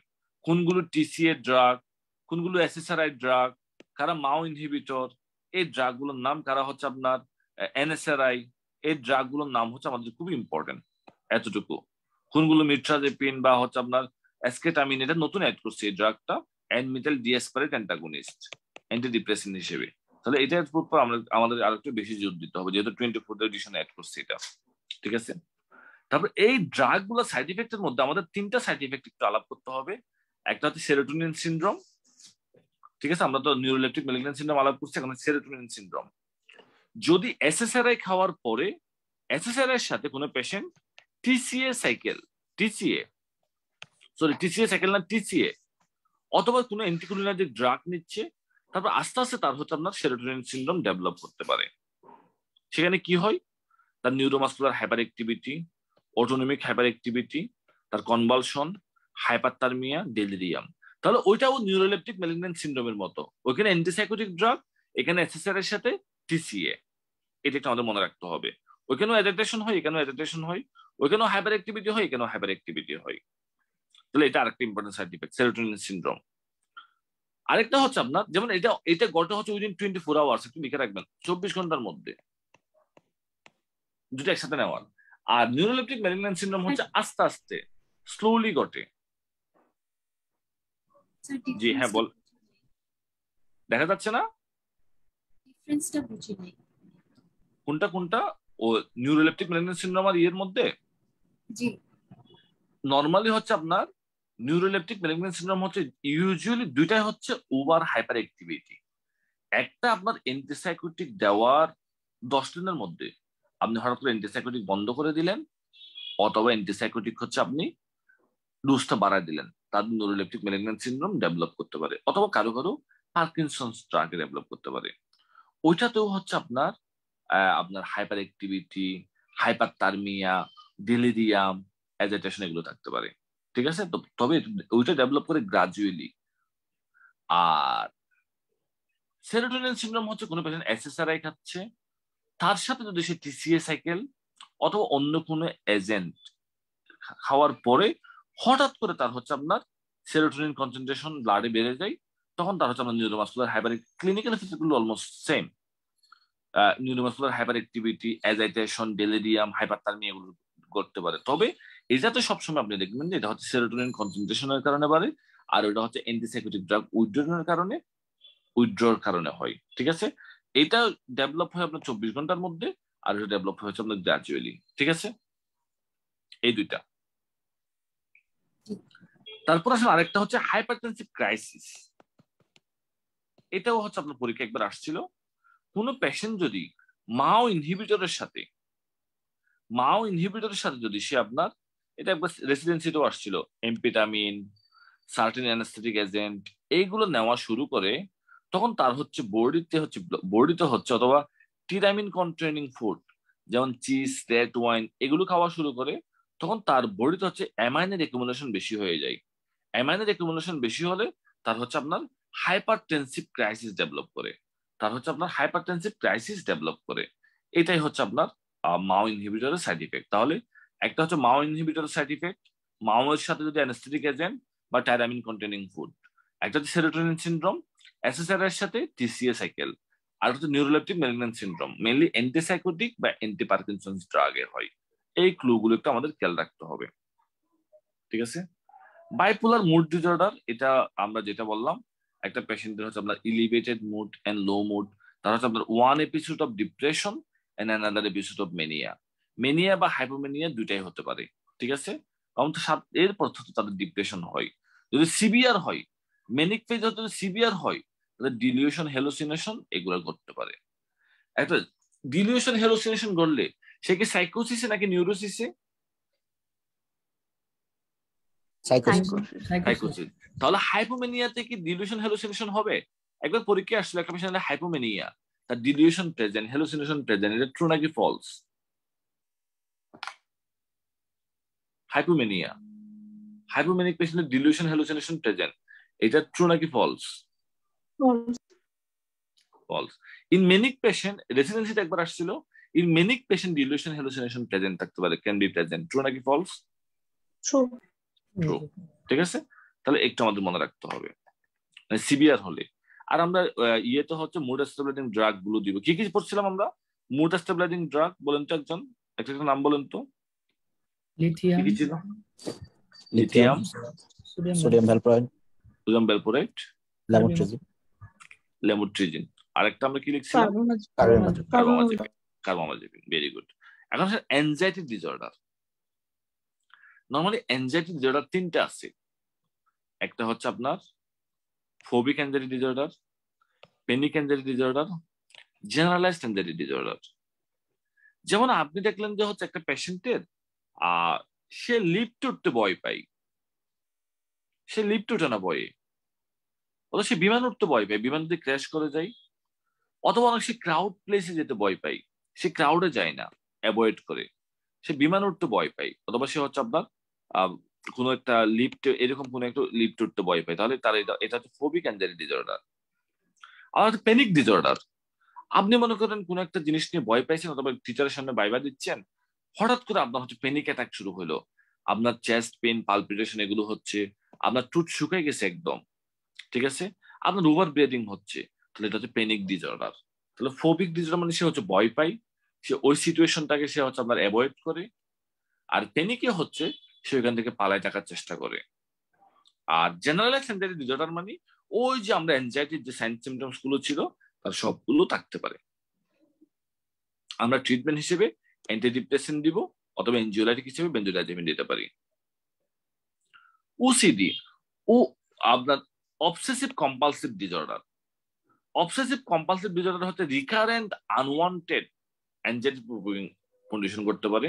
তার রিকারেন্টলি তার আনওয়ান্টেড এই ঘটনাগুলো করে, তার দুইটা জিনিস থাকে, একটা হচ্ছে অবসেশন, একটা হচ্ছে কম্পালশন। অবসেশনটা কি? তার মনে হয় যে তার হাতে ময়লা আছে, সে বারবার হাত দিয়ে ফেলতেছে, এটা হচ্ছে তার কম্পালশন। তার মনে হয় যে সে মনে হয় রিপিটেড চেকিং, সে মনে হয় তার আপনার উপরের রুমের দরজার তালা ভালো করে লক করা নাই, সে নিচে নেমে গেছিল, সে 5 তলায় উঠে তালা চেক করলো, তার এটা কম্পালশন। এইটা হচ্ছে আপনার অবসেসিভ কম্পালসিভ ডিসঅর্ডারের পেশেন্টদের এটা থাকতে পারে। তারপর আসেন স্ট্রেস রিলেটেড ডিসঅর্ডার। এটা এফসিপিএস পার্ট 1 সিঙ্গেল বেড সার্চে গতবার অনেকের এই কোশ্চেনটা ভুল হয়েছে, গতবারের আগের বার মনে হয়। তিনটা আছে, একটা হচ্ছে একিউট স্ট্রেস ডিসঅর্ডার, একটা হচ্ছে অ্যাডজাস্টমেন্ট রিঅ্যাকশন, আর একটা হচ্ছে PTSD, post traumatic stress disorder. কোনটা কিরকম?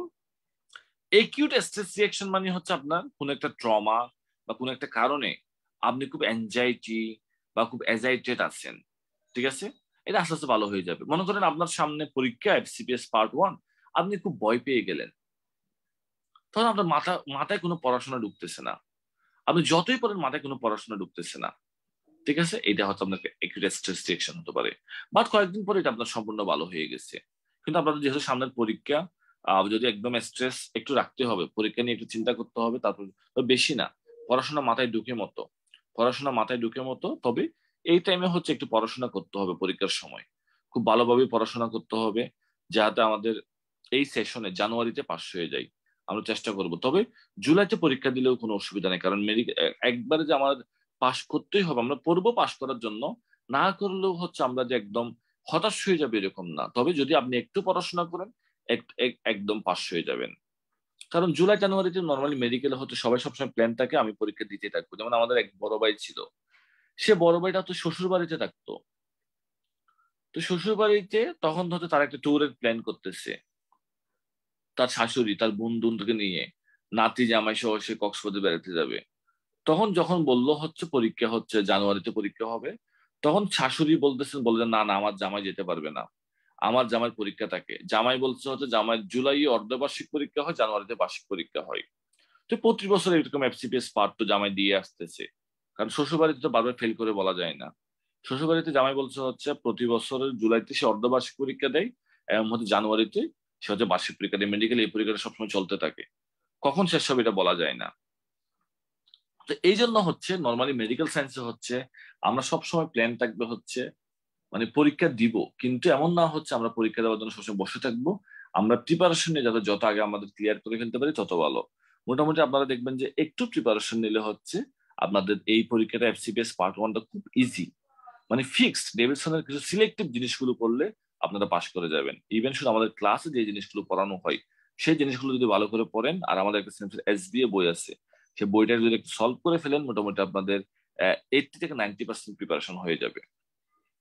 এই পড়াশোনাটা দিয়ে আপনি রেসিডেন্সিও শেষ করতে পারবেন। তাহলে একিউট স্ট্রেস রিঅ্যাকশন হচ্ছে সে কোনো একটা কারণে একটা স্ট্রেসে পড়ে গেল। আর অ্যাডজাস্টমেন্ট ডিসঅর্ডার এটা পরীক্ষা আসছিল, এটা হচ্ছে তার কোনো নিকট আত্মীয় একটা রিলেটিভ মারা গেল, রিলেটিভ মারা যাওয়ার পরে সে হচ্ছে 1 মাসের মধ্যে তার হচ্ছে একটা স্ট্রেস তৈরি হয়।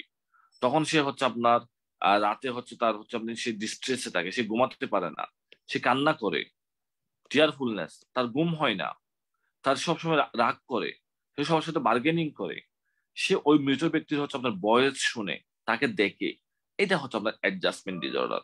নর্মালি এটা গ্রিপ রিঅ্যাকশন, এটাকে প্যাথোলজিক্যাল গ্রিপ বলা হয়। কোন একটা মানুষ যখন একটা মারা যায় আমরা খুব কষ্ট পাই, এটা আমাদের স্বাভাবিক, এটা স্বাভাবিক। যেমন আবরারের কথা ধরেন, আবরার বুয়েটের যে ছেলেটা মারা গেল, সে যখন মারা গেল মানুষজন এত কষ্ট পেল, সবাই মানে এমন কেউ নাই যে ফেসবুকে লিখে নাই এটা নিয়ে একটু মানে একটা স্ট্যাটাস দেয় নাই, তখন সবার একটা গ্রিপ রিঅ্যাকশন ছিল, এটা ফিজিওলজিক্যাল। বাট এখন আপনি জিজ্ঞেস করেন আবরার সম্পর্কে, অনেকে বলবে যে আচ্ছা আবরারটা কে ছিল জানি, অনেকে বেশিরভাগই মনে আছে, হয়তো অনেকের মনে পড়বে আচ্ছা আবরারটা জানি কে ছিল, মনে করতে পারবে না, কারণ তার ফিজিওলজিক্যাল গ্রিপ রিঅ্যাকশনটা শেষ হয়ে গেছে। যদি এরকম প্যাথোলজিক্যাল যদি পারসিস্টেন্ট থাকে তখন এটাকে বলা হয় প্যাথোলজিক্যাল গ্রিপ রিঅ্যাকশন। তখন যাকে আপনি ডেড পার্সনটাকে চোখে দেখবে, তার ভয়েস শুনবে, সবার সাথে বার্গেনিং করবে, অ্যাঙ্গার করবে, এগুলো হচ্ছে অ্যাডজাস্টমেন্ট ডিসঅর্ডার। তবে এগুলো পিটিএসডি না, এটাকে অনেকে পিটিএসডি ডায়াগনোসিস করছে। পিটিএসডি কি? Post traumatic stress disorder. এটা কাদের হবে? এটা হচ্ছে নর্মালি ন্যাচারাল কোনো ডাইজেস্টার বা টেরোরিস্ট অ্যাক্টিভিটি বা হচ্ছে সিরিয়াস কোনো অ্যাক্সিডেন্ট বা ভায়োলেন্ট ডেথ, এইগুলোর ক্ষেত্রে হচ্ছে আমাদের হচ্ছে আপনার এইগুলোর ক্ষেত্রে হচ্ছে আমাদের এই পোস্ট ট্রমাটিক স্ট্রেস ডিসঅর্ডারটা ডেভেলপ করে। এইগুলোর ক্ষেত্রে হচ্ছে আমাদের অনেক মানুষ মারা যায়, যেমন বিডিআর বিদ্রোহ বা একটা সুনামিতে বা একটা রুট ট্রাফিক অ্যাক্সিডেন্টে অনেক মানুষ মারা গেল, তখন এটাকে আমরা বলবো পোস্ট ট্রমাটিক স্ট্রেস ডিসঅর্ডার। এটাকে আমরা বলবো হচ্ছে আপনার পোস্ট ট্রমাটিক স্ট্রেস ডিসঅর্ডার। তখন তাদের কি হয়? তাদের ওই ঘটনাটা ফ্ল্যাশব্যাক হয়, সে রাতের মধ্যে স্বপ্ন দেখে, সে রাতে ঘুমাইতে পারে না, তার অ্যাংজাইটি পালপিটেশন এগুলো হয়, ঠিক আছে? এটা হচ্ছে পোস্ট ট্রমাটিক স্ট্রেস ডিসঅর্ডার। তাদের যেটা করতে হয়, তাদেরকে হচ্ছে একটা ইএমডিআর বলা হয়, আই মুভমেন্ট ডিসেন্সিটাইজেশন রিপ্রসেসিং থেরাপি। তাদেরকে তাদেরকে একটু বলা হয় যে এরকম ঘটনা ঘটতে পারে, এটা স্বাভাবিক, রুট ট্রাফিক অ্যাক্সিডেন্টে মারা যেতে পারে, তোমার এটা নিয়ে সে যদি এরকম হয়ে যায়, তখন আস্তে আস্তে যখন তাকে সেন্সিটাইজ করা হয় তখন সে আস্তে আস্তে ইমপ্রুভ করতে পারে। PTSD patient. সোমাটোফর্ম ডিসঅর্ডার, এটা আরেকটা ডিসঅর্ডার। নর্মালি এটা হচ্ছে মেডিকেলি আনএক্সপ্লেইন সিমটমস। নর্মালি আমাদের ওয়ার্ডে যখন আমরা মেডিসিন ওয়ার্ডে কাজ করছি ইন্টার্নির সময়, একটা রুগী আসলো মনে করেন তার হচ্ছে আপনার শ্বাসকষ্ট নিয়ে, আপনি কোনো কিছু পাচ্ছেন না, ঠিক আছে, সবকিছু নর্মাল, তখন আমরা ফাইলের মধ্যে ডায়াগনোসিস কি লিখে রাখি? আমরা ডায়াগনোসিস কি লিখে রাখি ফাইলের মধ্যে? বলেন তো। Hysteric conversion reaction. Very good, history HCR লিখে রাখি। অথবা যখন আপনার মনে করেন একটা পেশেন্ট হচ্ছে তার হচ্ছে আপনার পেটে ব্যথা বলে চিল্লাচ্ছে, সবাই আসলো, তখন তাকে আমরা হচ্ছে টেস্ট করে দেখলাম কিছু নাই, তখন ফিমেল পেশেন্ট, তখন তাকেও আমরা এসসিআর লিখে রাখি। তো আসলে এগুলো এসসিআর না, এগুলো সবগুলো হচ্ছে সোমাটোফর্ম ডিসঅর্ডার। সোমাটোফর্ম ডিসঅর্ডারের মধ্যে ভেরিয়েন্ট আছে অনেকগুলা। কি কি ভেরিয়েন্ট? তার মধ্যে একটা ভেরিয়েন্ট হচ্ছে এসসিআর। সোমাটোফর্ম ডিসঅর্ডারের মধ্যে অনেকগুলো ভেরিয়েন্ট আছে, তার মধ্যে একটা ভেরিয়েন্ট হচ্ছে এসসিআর। যেমন যদি একটা পেশেন্ট যদি আপনার এরকম আপনার হচ্ছে সাইকোজেনিক হাইপার ভেন্টিলেশন হয় অথবা বমিটিং হয়, তখন এটাকে আমরা বলবো হচ্ছে সোমাটোফর্ম অটোনমিক ডিসফাংশন। তাহলে এটা এসসিআর না, সোমাটোফর্ম অটোনমিক ডিসফাংশন। যদি কোনো পেশেন্ট বলে তার বোর্ডের বিভিন্ন জায়গায় ব্যথা, তার এটা কোনোভাবে হচ্ছে এক্সপ্লেন করা যায় না মেডিকেলি, তখন এটাকে বলা হয় সোমাটোফর্ম পেইন ডিসঅর্ডার, সোমাটোফর্ম পেইন ডিসঅর্ডার। আবার ক্রনিক ফেটিক সিনড্রোম, সে তার সবসময় ফেটিক লাগে, সবসময় ক্লান্ত লাগে, তার ঘুমের ডিস্টার্ব হয়। এটা নর্মালি একটা কোনো ভাইরাল ইনফেকশনের পরে, যেমন ইনফেকশাস মনোনিউক্লিয়াসিস, ইনফ্লুয়েঞ্জা, হেপাটাইটিস, এইগুলোর পরে হচ্ছে একটা পেশেন্টের এই ক্রনিক ফেটিক সিনড্রোম গুলো ডেভেলপ করে, এই ক্রনিক ফেটিক সিনড্রোম গুলো ডেভেলপ করতে পারে। ঠিক আছে, এটা হচ্ছে আমাদের এই পেশেন্ট গুলোর হচ্ছে আপনার ক্রনিক ফেটিক সিনড্রোম বলা হয়। ইভেন এখন কোভিড ইনফেকশনের পরে এটা আরো অনেক হচ্ছে ক্রনিক ফেটিক সিনড্রোম। এটাই হচ্ছে এসসিআর, কনভার্সন ডিসঅর্ডার। তবে এটাতে হচ্ছে সব সময় মনে রাখতে হবে নিউরোলজিক্যাল ফিচার্স, যেমন কি তার হচ্ছে আপনার সে হাঁটতে পারতেছে না, হঠাৎ করে নিচে আছে বক্স নাম্বার 1.30, তার হচ্ছে আপনার এপোনিয়া, সে কথা বলতে পারে না, তার নন এপিলেপটিক সিজার, তার সেন্সরি লস হতে পারে, সে চোখে দেখে না। তাহলে এই ফিচার্স গুলো যখন পাওয়া যায় তখন এটাকে আমরা বলবো হচ্ছে কনভার্সন ডিসঅর্ডার, তার যখন এই সমস্যাগুলো হবে তখন এটাকে আমরা বলবো কনভার্সন ডিসঅর্ডার। ঠিক আছে, তাহলে যদি একটা পেশেন্ট হঠাৎ করে আপনার কনভার্সন নিয়ে আসছে ওয়ার্ডে, তাহলে ডায়াগনোসিস কি? যেটা হচ্ছে আপনার আসলে ট্রু কনভালশন না, ডায়াগনোসিস কি? এসসিআর বা কনভার্সন ডিসঅর্ডার। একটা পেশেন্ট শ্বাসকষ্ট নিয়ে আসলো কিন্তু তার আসলে রিয়েল শ্বাসকষ্ট না, ডায়াগনোসিস কি? সোমাটোফর্ম অটোনমিক ডিসফাংশন। একটা পেশেন্ট পেটে ব্যথা নিয়ে আসলো, তার সবকিছু নরমাল পেটে, তাহলে এটা কি ডায়াগনোসিস কি? সোমাটোফর্ম পেইন ডিসঅর্ডার। আরেকটা আছে সোমাটাইজেশন ডিসঅর্ডার, সেটা হচ্ছে আপনার তার medically unexplained severely board symptoms, তার শরীরে অনেক জায়গায় বিভিন্ন সমস্যা, এবং সেই সমস্যার জন্য সে অনেক ইনভেস্টিগেশন করে, সব ইনভেস্টিগেশন নেগেটিভ থাকার পরেও সে ডাক্তারকে বলে, ডাক্তার সে আপনার কারো হয়তো আপনার হিস্টেক্টমি করা থাকে, কারো কোলোসিস্টেক্টমি করা থাকে। মানে আমাদের দেশেও এরকম আমরা হচ্ছে সোমাটাইজেশন ডিসঅর্ডারের পেশেন্টের বডিলি বিভিন্ন সিমটমস হয়। সে তার রাইট সাইডে পেইন, তখন তার পেইন কোনোভাবে কমে না, মেডিসিনের ডাক্তার সার্জনের কাছে রেফার করে, সার্জন দিয়ে দেখে যে না এই জায়গায় অ্যাপেন্ডিক্স যে জায়গায় আছে ওই জায়গায় পেইন, তখন তার হচ্ছে আপনার অ্যাপেন্ডিসেক্টমি করে দেয়, তখন অ্যাপেন্ডিসেক্টমি করার পরও তার এই ব্যথা তার কমে না। তাহলে এইগুলো হচ্ছে আপনার সোমাটাইজেশন ডিসঅর্ডার, এরকম তাদের বিভিন্ন অপারেশন করা থাকে। আরেকটা হচ্ছে আপনার হাইপোকন্ড্রিয়াল ডিসঅর্ডার, ওইটা আমরা অলরেডি আলাপ করে ফেলেছি। সে মনে করে তার শরীরে একটা স্ট্রং কোন একটা অসুখ থাকে, তার একটা ডিলিউশনাল বিলিফ থাকে, একটা ক্যান্সার বা এরকম একটা সিরিয়াস অসুখ তার বডিতে থাকে, এটাকে বলি আমরা সিরিয়াস অসুখ আছে, এটাকে আমরা বলি হাইপোকন্ড্রিয়াল ডিসঅর্ডার। এরপর আসলে বডি ডিসমরফিক ডিসঅর্ডার, এটাও আমাদের মধ্যে অনেক পেশেন্টের থাকে। যেমন সে তার বডি শেপ নিয়ে কখনো সন্তুষ্ট না, সে যদি মোটা সে বলে যে না আমি তো আসলে আর একটু চিকন হলে ভালো হইতো, সে অনেক চিকন, আরো চিকন হলে ভালো হইতো। আচ্ছা আমার নাকটা তো হচ্ছে আপনার একটু বেশি বুঝছে, আমার মনে হয় একটু ENT ডাক্তারের কাছে গিয়ে নাকটা একটু অপারেশন করে প্লাস্টিক সার্জারির কাছে গিয়ে, অথবা আমার কানটা একটু ঠিক করে নিয়ে আসলে আমাকে ভালো দেখাবে। তারা হচ্ছে আপনার কিছু ইরিলিভেন্ট ইনঅ্যাপ্রোপ্রিয়েট কসমেটিক সার্জারিও করে ফেলে, কারণ সে হচ্ছে তার আপনার বডি শেপ নিয়ে সে সন্তুষ্ট নয়, এটাকে বলা হয় বডি ডিসমরফিক ডিসঅর্ডার। তাহলে এইগুলো সবগুলোকে একসাথে বলা হয় আপনার সোমাটোফর্ম ডিসঅর্ডার। তারপর আসেন ইটিং ডিসঅর্ডার। কোনটা? সোমাটোফর্ম ডিসঅর্ডারের ডিফারেন্সটা কি? ফাংশনাল সোমাটিক সিনড্রোম আর সোমাটোফর্ম। বুঝি নাই, আবার বলেন তো।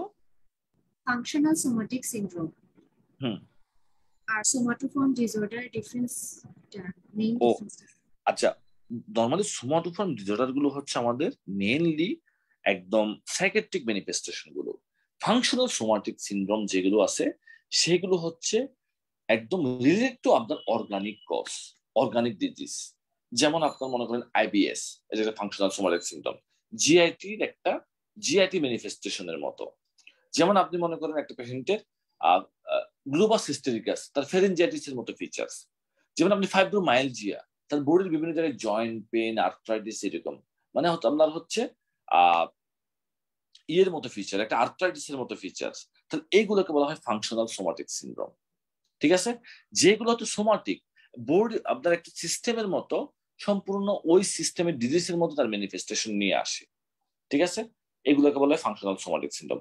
আর সোমাটোফোন ডিসঅর্ডারটা হচ্ছে যেগুলো আপনি মেডিকেলি আনএক্সপ্লেন করতে পারবেন না, যেগুলো হচ্ছে আপনার সম্পূর্ণ মেডিকেলি আনএক্সপ্লেন সিমটমস, কোনো কিছুর সাথে আপনি মিলাইতে পারবেন না। যেমন একটা ফাইব্রোমাইলজিয়ার পেশেন্ট, তার জয়েন্ট পেন, তার হচ্ছে আপনার টেন্ডারনেস, এটা আপনি মিলাইতে পারবেন, তার হচ্ছে কোনো একটা আর্থ্রাইটিস থাকতে পারে বডিতে, কথা বুঝতে পারছেন? অথবা তার লুজ মোশন, ইরিটেবল বাউল সিনড্রোমের পেশেন্ট, আপনি এটা মিলাইতে পারবেন, তার মানে জিআইটিতে কোনো সমস্যা আছে। বাট সোমাটোফর্মে আপনি মেডিকেলি কোনো কি করতে পারবেন না, এক্সপ্লেন করতে পারবেন না। বুঝা গেছে? এখন আসেন ইটিং ডিসঅর্ডার। এটাও এফসিপি সিঙ্গেল বেসড কোয়েশ্চেন আসছে, ইটিং ডিসঅর্ডার। এটাতে দুইটা বক্স লাগবে আমাদের, এই বক্সটা লাগবে ইটিং ডিসঅর্ডারে কি কি মেডিকেল অ্যাবনরমালিটি হতে পারে, আর একটা লাগবে হচ্ছে আমাদের এই বক্সটা থেকে যেটাতে কোয়েশ্চেন হয় 31.33। একটা আছে হচ্ছে আপনার anorexia nervosa, bulimia nervosa. Anorexia নার্ভোসার পেশেন্টের তিনটা ইম্পর্টেন্ট ফিচার্স আপনি পাবেন, যেটা হচ্ছে বুলিমিয়া নার্ভোসা থাকবে না। এক নম্বর, তাদের ওয়েট লস থাকবে, আর এখানে হচ্ছে ওয়েট নর্মাল থাকবে বা ওয়েট নিউট্রাল থাকবে। এখানে হচ্ছে avoidance of high calorie food, আর এখানে হচ্ছে আপনার অ্যামেনোরিয়া ফর লাস্ট 3 মান্থস। এই তিনটা ফিচার্স হচ্ছে অ্যামেনোরিয়া ফর লাস্ট 3 মান্থস, এই তিনটা ফিচার্স হচ্ছে আপনার ইয়েতে থাকবে অ্যানোরেক্সিয়া নার্ভোসার পেশেন্টের। আর বুলিমিয়া নার্ভোসার পেশেন্টের ওয়েট নিউট্রাল থাকবে, তারা খাবে, খাওয়ার পর বমি করে ফেলবে, তাদের অ্যামেনোরিয়া থাকবে না, তাদের হচ্ছে আপনার ওয়েট লসও থাকবে না, তারা সেলফ ইনডিউসড ভমিটিং, তারা হাত ঢুকাই দিয়ে হচ্ছে আপনার তারা হচ্ছে বমি করে ফেলবে। যেমন একটা প্রিন্সেস ডায়ানা ছিল, সে কোনো একটা রেস্টুরেন্টে বা কোনো একটা দাওয়াতে খেতে গেলে সে অনেক খাওয়া দাওয়া করতে, অনেক বেশি খেতে সবার চেয়ে, সাথে সাথে খাওয়ার পর বাথরুমে দিয়ে হাত ঢুকে দিয়ে তারা বমি করে ফেলে। এই জন্য তারা যখন একদম তারা বারবার বমি করে, তারা ল্যাক্সেটিভ অ্যাবিউজ করে, তখন তাদের অনেকগুলো চেঞ্জ হয়। কি চেঞ্জ গুলো আগের পেজে দেখেন, আগের বক্সটা 31.32। তাদের হচ্ছে ইসিজি অ্যাবনরমালিটি থাকতে পারে হাইপোক্যালেমিয়ার কারণে, অ্যাস্ট্রিক ডিপ্রেশন, টি ইনভার্সন, অথবা অ্যানিমিয়া, থ্রম্বোসাইটোপেনিয়া থাকতে পারে, অথবা এন্ডোক্রাইন হচ্ছে তাদের অ্যামোনিয়া, সিকিউ থাইরয়েড, এগুলো থাকতে পারে। তাদের হচ্ছে আপনার ইউরেমিয়া, রেনাল ক্যালকুলাস, অস্টিওপোরোসিস, এগুলো থাকতে পারে, কনস্টিপেশন, এগুলো হতে পারে। এগুলো হচ্ছে আপনার মেডিকেল কনসিকুয়েন্সেস ইটিং ডিসঅর্ডারের পেশেন্টের। আর সেটা বুলিমিয়া নার্ভোসার পেশেন্টের, তারা যেহেতু হাত মুখের মধ্যে ঢুকে দিয়ে বমি করে, তখন তাদের কিছু কয়েকটা জিনিস হয়, তাদের টিট গুলো পিটেড টিট থাকে, পিটেড টিট ফ্রম গ্যাস্ট্রিক অ্যাসিডের কারণে, এবং তাদের হচ্ছে আপনার ক্যারাস নাকল পাওয়া যায়, রাসেল সাইন, তাদের হচ্ছে আপনার নাকলে হচ্ছে আপনার ক্যারাস ফর্মেশন হয়, রাসেল সাইন পাওয়া যেতে পারে, অনেক সময় পেরিটোড গ্ল্যান্ড এনলার্জমেন্ট পাওয়া যেতে পারে। এগুলো হচ্ছে আপনার ইয়ের বুলিমিয়া নার্ভোসার ফিচার্স। আবার সবগুলোর জন্য আমরা সেম ম্যানেজমেন্ট, তাদেরকে আমরা কগনিটিভ বিহেভিয়ার থেরাপি দিতে পারি আর অ্যান্টি ডিপ্রেসেন্ট দিতে পারি। মোটামুটি এখানে সব treatment same, anti depressant, cognitive behaviour therapy, counselling, antipsychotic therapy, এগুলো। তারপর আসেন আপনার পার্সোনালিটি ডিসঅর্ডার। এটা হচ্ছে আপনার বিভিন্ন টাইপের, আমাদের পার্সোনালিটি ডিসঅর্ডার, একটা পেশেন্টের ডিফারেন্ট টাইপস এর পার্সোনালিটি ডিসঅর্ডার থাকতে পারে। এটা যদি এখানে কম দেওয়া আছে, নরমালি হচ্ছে আপনার এমআরসিপির বই বা হচ্ছে আপনার ইয়েতে অনেক একটু বেশি দেওয়া থাকে, কারণ এটা অনেক সময় আমাদের সবার কম বেশি এরকম পার্সোনালিটি ডিসঅর্ডার থাকে অনেকের। কারো থাকে হচ্ছে আপনার এটা কিরকম, সে সবসময় নিজেকে আলাদা করে, ঠিক আছে, আরেকজনের সাথে কিভাবে একটা রিলেশনশিপ করতে হয় সে এটা জানে না, এটা সিদ্ধু টাইপের পার্সোনালিটি ডিসঅর্ডার। ঠিক আছে, সে হচ্ছে আপনার তার বন্ধু থাকবে 1-2 জন, সিদ্ধু টাইপের পার্সোনালিটি। ওদের প্যারানয়েড, অনেকের থাকে হচ্ছে আপনার প্যারানয়েড মানে কি বলেন তো, একজন প্যারানয়েড ডিসঅর্ডার মানে কি, একজন বলেন তো তাদের কিরকম হয়?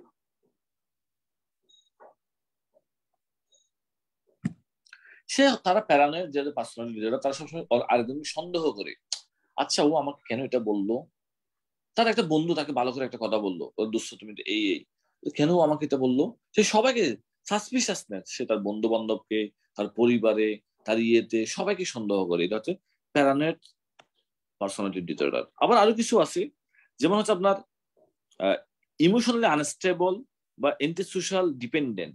এন্টিসোশ্যাল মানে হচ্ছে সে সমাজের সব নিয়ম কানুনের উল্টা পথে চলবে। কেউ তাকে একটা কথা বললো, অত সমাজে সবাই ফেসবুকে একটার পক্ষে স্ট্যাটাস দিচ্ছে, সে না, সেটার বিপক্ষে দিবে। তাতে এন্টিসোশ্যাল পার্সোনালিটি। অথবা ডিপেন্ডেন্সি, সে নিজে কোনো কিছু করবে না, সে সবকিছুর জন্য আরেকজনের উপর ডিপেন্ডেন্ট। এটা হচ্ছে ডিপেন্ডেন্ট পার্সোনালিটি ডিসঅর্ডার। আর ইমোশনালি আনস্টেবল, এটাকে অনেক সময় বলা হয় বর্ডারলাইন পার্সোনালিটি ডিসঅর্ডার। এটা খুব খারাপ। এটা কেমন কিরকম? সে হচ্ছে আপনার সবসময় আনস্টেবল থাকে। সে যখন ছোটবেলায় ছিল তখন সে তার ছোট ভাই বোনের সাথে ঝগড়াঝাটি করতো, সে তার স্কুলে বন্ধু বান্ধবের সাথে সবসময় মারামারি বা ঝগড়াঝাটি করে, কেউ কিছু বললে সে রেগে যায়, সে কোনো রিলেশনশিপে গেলে তার গার্লফ্রেন্ড বা বয়ফ্রেন্ডের সাথে তার ব্রেকআপ হয়ে যায়, বিয়ের পর তার ডিভোর্স হয়ে যায়, তাহলে সে ইমোশনালি খুব আনস্টেবল। এটা হচ্ছে আপনার বর্ডারলাইন পার্সোনালিটি ডিসঅর্ডার। এরকম অনেক পেশেন্ট থাকে, বর্ডারলাইন পার্সোনালিটি ডিসঅর্ডারের পেশেন্ট। তারপর আসেন এরপর ফেকটিশিয়াস ডিসঅর্ডার। এটা অলরেডি আমরা একটু করে ফেকটিশিয়াস এন্ড মেলিঙ্গারিং। নর্মালি একটা হচ্ছে আপনার ক্রনিক ফেকটিশিয়াস ডিসঅর্ডারকে অনেক সময় বলা হয় আপনার মুনচৌসেন সিনড্রোম। এটা হচ্ছে সে আপনার নিজের ইচ্ছায় অভিনয় করবে, বাট তার হচ্ছে কোনো গেইন থাকবে না, without gain.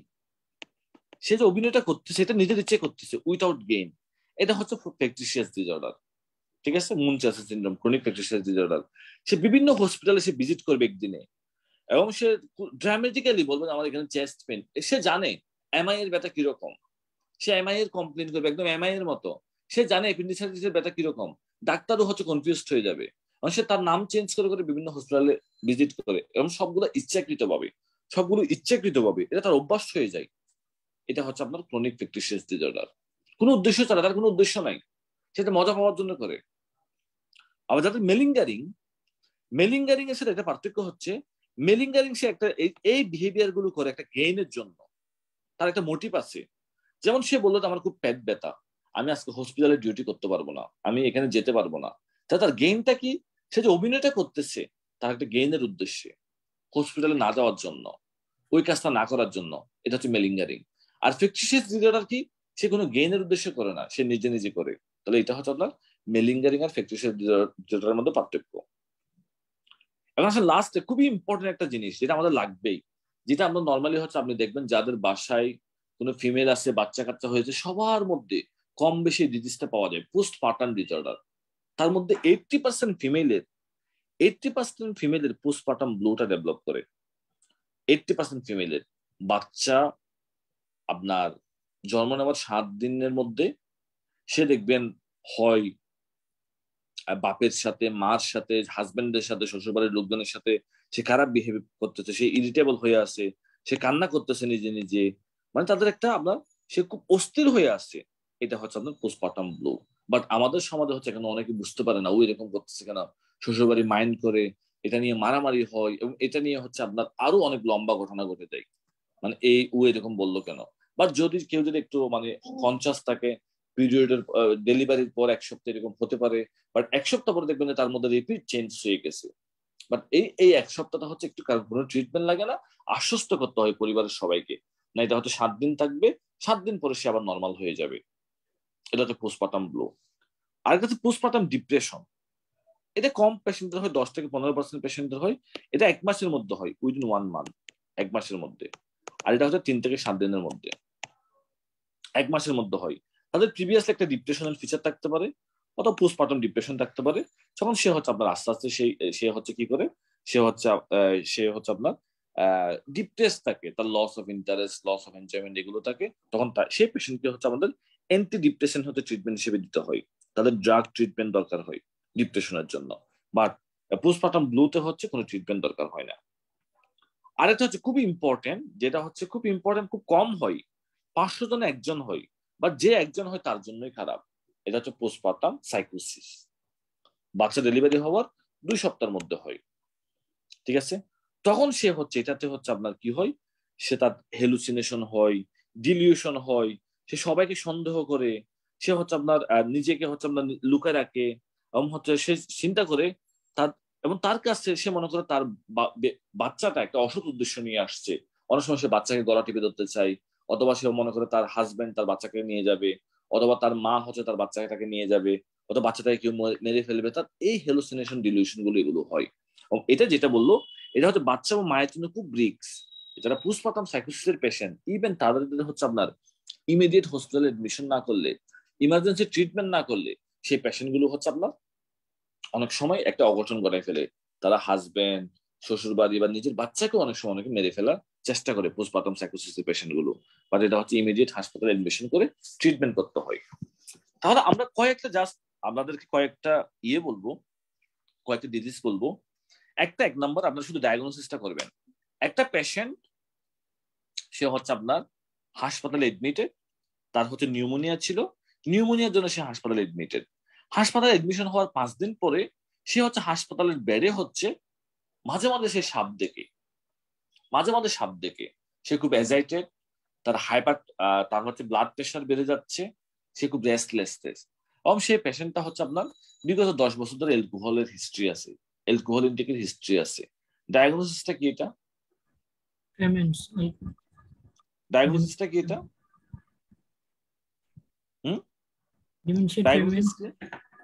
Delirium tremens. Very good.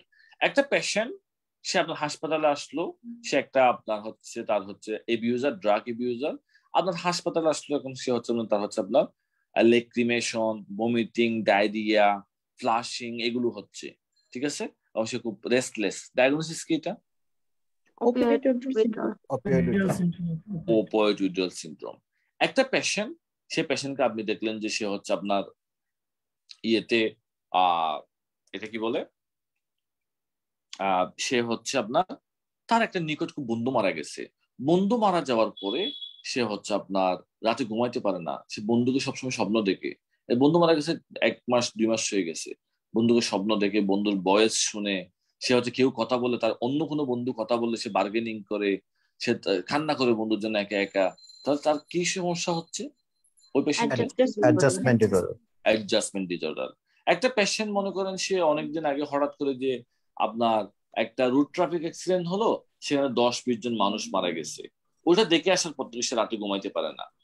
তার হচ্ছে আপনার তাদের হচ্ছে ওই রুট ট্রাফিক, ওই ঘটনাটা তার বাঁচতে থাকে, কেন এত মানুষ মারা গেল, তার হচ্ছে ফ্ল্যাশ ব্যাক হচ্ছে, ওই ঘটনাটা বারবার তার মনের মধ্যে ফ্ল্যাশ ব্যাক হচ্ছে। এটা ডায়াগনোসিস কি আমাদের? Post traumatic stress disorder. আবার একটা পেশেন্ট, একটা ফিমেল পেশেন্ট, সে হচ্ছে বেশি খাওয়া দাওয়া করে, খাওয়া দাওয়া করার পরে বমি করে ফেলে, তার ওয়েট দেখলো, তার হচ্ছে ওয়েটটা হচ্ছে নর্মাল আছে, তার অন্য কোনো সমস্যা নাই, বারবার খায় আর নিজে নিজে বমি করে ফেলে। এটা ডায়াগনোসিস কি? Bulimia nervosa. একটা ফিমেল পেশেন্ট, তার হচ্ছে আপনার ডেলিভারি হলো, তার ডেলিভারি হওয়ার 2 সপ্তাহ হলো, 2 সপ্তাহ হওয়ার পর হচ্ছে সে কি করতেছে, আপনার সে দেখলো যে তার হচ্ছে কানে খুব হেলুসিনেশন হয়, ডিলিউশন হয়, সে তার হাজবেন্ডকে সন্দেহ করে, সে তার হচ্ছে ওয়াইফকে সন্দেহ করে। এটা ডায়াগনোসিস কি? পোস্টপার্টাম সাইকোসিস। ঠিক আছে, একটু 1 মিনিট আপনি একটু লাইনে থাকবেন, একটু 1 মিনিট লাইনে থাকবেন।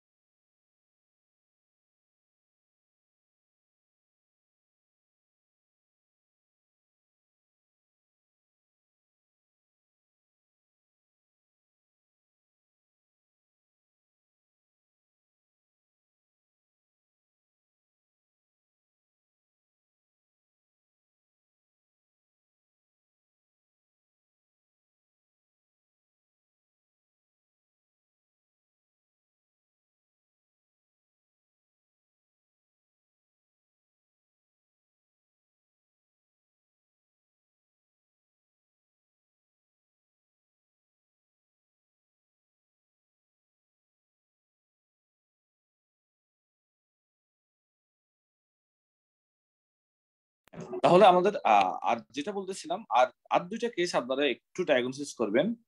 আর ইম্পর্টেন্ট দুইটা কেস, একটা পেশেন্ট আসলো আপনার কাছে, সে হচ্ছে আপনার ডিফারেন্ট হসপিটালে সে হচ্ছে আপনার ভিজিট করে, তার হচ্ছে বিভিন্ন সমস্যা নিয়ে, তার চেস্ট পেন, কাফ, সে মাঝে মাঝে কোনো হসপিটালে তার হচ্ছে একদম একদম হচ্ছে তার হচ্ছে আপনার একিউট অ্যাপেন্ডিসাইটিস এর মতো ফিচার্স, অথবা তার কোনো কোনো যাই হচ্ছে তার টেনশন টাইপ হেডেক এর মতো ফিচার্স, এবং তার হচ্ছে দুই একটা অপারেশনও করা আছে, তার টনসিলেক্টমি, তার হচ্ছে আপনার হিস্টেক্টমি, এই অপারেশন গুলো করা আছে। এই পেশেন্টটা এটা কি টাইপের ডিসঅর্ডার হতে পারে? বা তার সবকিছু নর্মাল, তার সমস্যাটা ভালো হচ্ছে না, সোমাটাইজেশন ডিসঅর্ডার। এটা সোমাটাইজেশন ডিসঅর্ডার। একটা পেশেন্ট ওয়ার্ডে আসলো, হঠাৎ করে তার sudden left sided hemiplegia, sudden left sided hemiplegia, তার এমআরআই, তারপর হচ্ছে তার হচ্ছে আপনার সিটি স্ক্যান সব নর্মাল, এবং 5 দিন পরে এটা ভালো হয়ে গেল। ডায়াগনোসিস কি? ম্যালিঙ্গারি। ডিসিডি। ডায়াগনোসিস কি এটা? ডিসিডি। এটা হচ্ছে Dissociative conversion disorder. Conversion disorder. ঠিক আছে, একটা পেশেন্ট হচ্ছে গেল, সে হচ্ছে আপনার হঠাৎ করে সে বললো যে তার মর্নিং এ সিভিয়ার হেডেক, সে হচ্ছে আপনার তার অফিসে যেতে পারবে না। ঠিক আছে, মর্নিং হেডেকের জন্য। তখন তার আসলে কোনো মর্নিং এ হেডেক বা ইয়ে ছিল না, সে হচ্ছে অফিস মিস করার জন্য সে হচ্ছে হেডেকের কমপ্লেন করছে। এটা ডায়াগনোসিস কি? Malingering. এটা কি ফ্যাক্টিশিয়াস হবে? এটা না, ফ্যাক্টিশিয়াস হবে না। একটা পেশেন্ট মনে করেন সে হচ্ছে একটা মেডিকেল স্টুডেন্ট, সে আপনার তার হচ্ছে সে তার যে বন্ধু বান্ধব আছে হলের মধ্যে, সে সবার সাথে তার হচ্ছে খুব আনস্টেবল রিলেশনশিপ, সবার সাথে ঝগড়াঝাটি হয়, সে কারোর সাথে কোনো হচ্ছে আপনার বন্ধু বান্ধব কোনো কিছু বললে রাগ করে, এবং তাদের সাথে সবসময় একদিন এই বন্ধুর সাথে ফ্রেন্ডশিপ করে, আবার আরেকজনের সাথে করে, আবার তার সাথে ঝামেলা হয়, আবার তার একটা গার্লফ্রেন্ড আছে তার সাথেও তার একটা সবসময় ঝামেলা হয়ে থাকে। তার কি টাইপের ডিসঅর্ডার থাকতে পারে? এটা personality, borderline personality disorder. Borderline personality disorder. তাহলে এইগুলো হচ্ছে আমাদের মোটামুটি আপনাদের এতটুকু হচ্ছে, এটা হচ্ছে আপনার সাইকিয়াট্রিস্টের একটা ওভারভিউ সাইকিয়াট্রিকের উপর। আপনার কথা বুঝতে পারছেন? আপনার এফসিপিএস, এমআরসিপি বা রেসিডেন্সি, এই বেসের উপর ভিত্তি করে এর বাইরে খুব বেশি কোয়েশ্চেন আসে না। জাস্ট আপনারা এটার উপর একটু প্র্যাকটিস করলে, একটু পড়াশোনা করলে, এটা আপনাদের আমি একটা কনসেপ্ট দিলাম, এটার উপর পড়াশোনা করলে মোটামুটি আপনারা হচ্ছে এফসিপিএস বা এমআরসিপি এই পরীক্ষাগুলো কোয়েশ্চেনগুলো আনসার করতে পারবেন। তাহলে কারো কোনো কোয়েশ্চেন আছে কিনা? কারো কোনো কোয়েশ্চেন আছে কিনা একটু বলবেন। ভাইয়া, ফোবিক আর প্যানিক এই দুটোর ডিফারেন্সিয়েট করব কি করে? ফোবিক আর প্যানিক, এই যে আপনার ফোবিয়া বলতে হচ্ছে সে ওই সিচুয়েশনটাকে অ্যাভয়েড করবে, যেমন সে ক্রাউড প্লেসে যাবে না, সিচুয়েশনটাকে অ্যাভয়েড করবে, সে হচ্ছে আপনার লিফটে উঠবে না, তারপর সে আপনি একটা স্টেজে গান গাইতে বললেন সে এগুলো করবে না। ঠিক আছে, এগুলো যে ফোবিক ডিসঅর্ডার। আর প্যানিকটা হচ্ছে সিচুয়েশনাল, সাডেনলি শুরু হবে এটা। ঠিক আছে, তখন তার কি হয়, প্যানিক ডিসঅর্ডারের পেশেন্ট গুলো সে হচ্ছে আপনার হঠাৎ করে তার ওই প্যানিক ডিসঅর্ডার পেশেন্টের হচ্ছে সে হচ্ছে আপনার চেস্ট পেইন, পালপিটেশন, তার হচ্ছে আপনার লিপ ড্রাই, শুকায় যাবে। এটা যে কোনো একটা সিচুয়েশনে হতে পারে, হঠাৎ করে রাতে ঘুমের মধ্যে হতে পারে তার এই প্যানিক অ্যাটাক করতে পারে, অথবা সে একটা কোনো ভাইবা দিচ্ছে তখন হতে পারে তার। ঠিক আছে, বাট সে অ্যাভয়েড করবে না, সাডেনলি সেখান থেকে পালানোর চেষ্টা করবে, আমি এখান থেকে পালাতে পারলে বাসি। আর ফোবিক ডিসঅর্ডার হতে সে ওই সিচুয়েশনে কখনো যাবে না। কথা বোঝা গেছে? এটা জি আমাদের সিচুয়েশনটাকে অ্যাভয়েড করে, এটা বলাই আছে সিচুয়েশনটাকে অ্যাভয়েড করে। আর এখানে এসকেপ একটা বক্স আছে আপনারা ডিভিশনে আছে, দেখবে তারা এসকেপ করে, আর তারা হয়তো সিচুয়েশনটাকে অ্যাভয়েড করে। ডিসিডিটা আবার একটু বলবেন। কোনটা? Dissociative conversion disorder. ও ডিসোসিয়েটিভ কনভার্সন ডিসঅর্ডার হচ্ছে ইউজুয়ালি হচ্ছে এটা একটা মেইনলি এই পেশেন্টগুলোর হচ্ছে আপনার নিউরোলজিক্যাল ফাংশন। ঠিক আছে, তাদের মেইন যেটা হয় হচ্ছে তাদের আপনার neurological function, not fully explain বা অর্গানিক ডিজিজ। অন্য ফাংশনাল ইয়েগুলো থাকতে পারে, যেমন তাদের হচ্ছে আপনার যে সিমটমস গুলো দেখা দেয় সেগুলো হচ্ছে সবগুলোই হচ্ছে আপনার আপনার নিউরোলজিক্যাল প্রবলেম। ঠিক আছে, সবগুলো হচ্ছে নিউরোলজিক্যাল প্রবলেম, ডিসোসিয়েটিভ কনভার্সন ডিসঅর্ডারের পেশেন্ট গুলো। এবং তাদের হচ্ছে হ্যাঁ, ঠিক আছে। আর কোনো ইয়ে, কারো কোনো কোয়েশ্চন?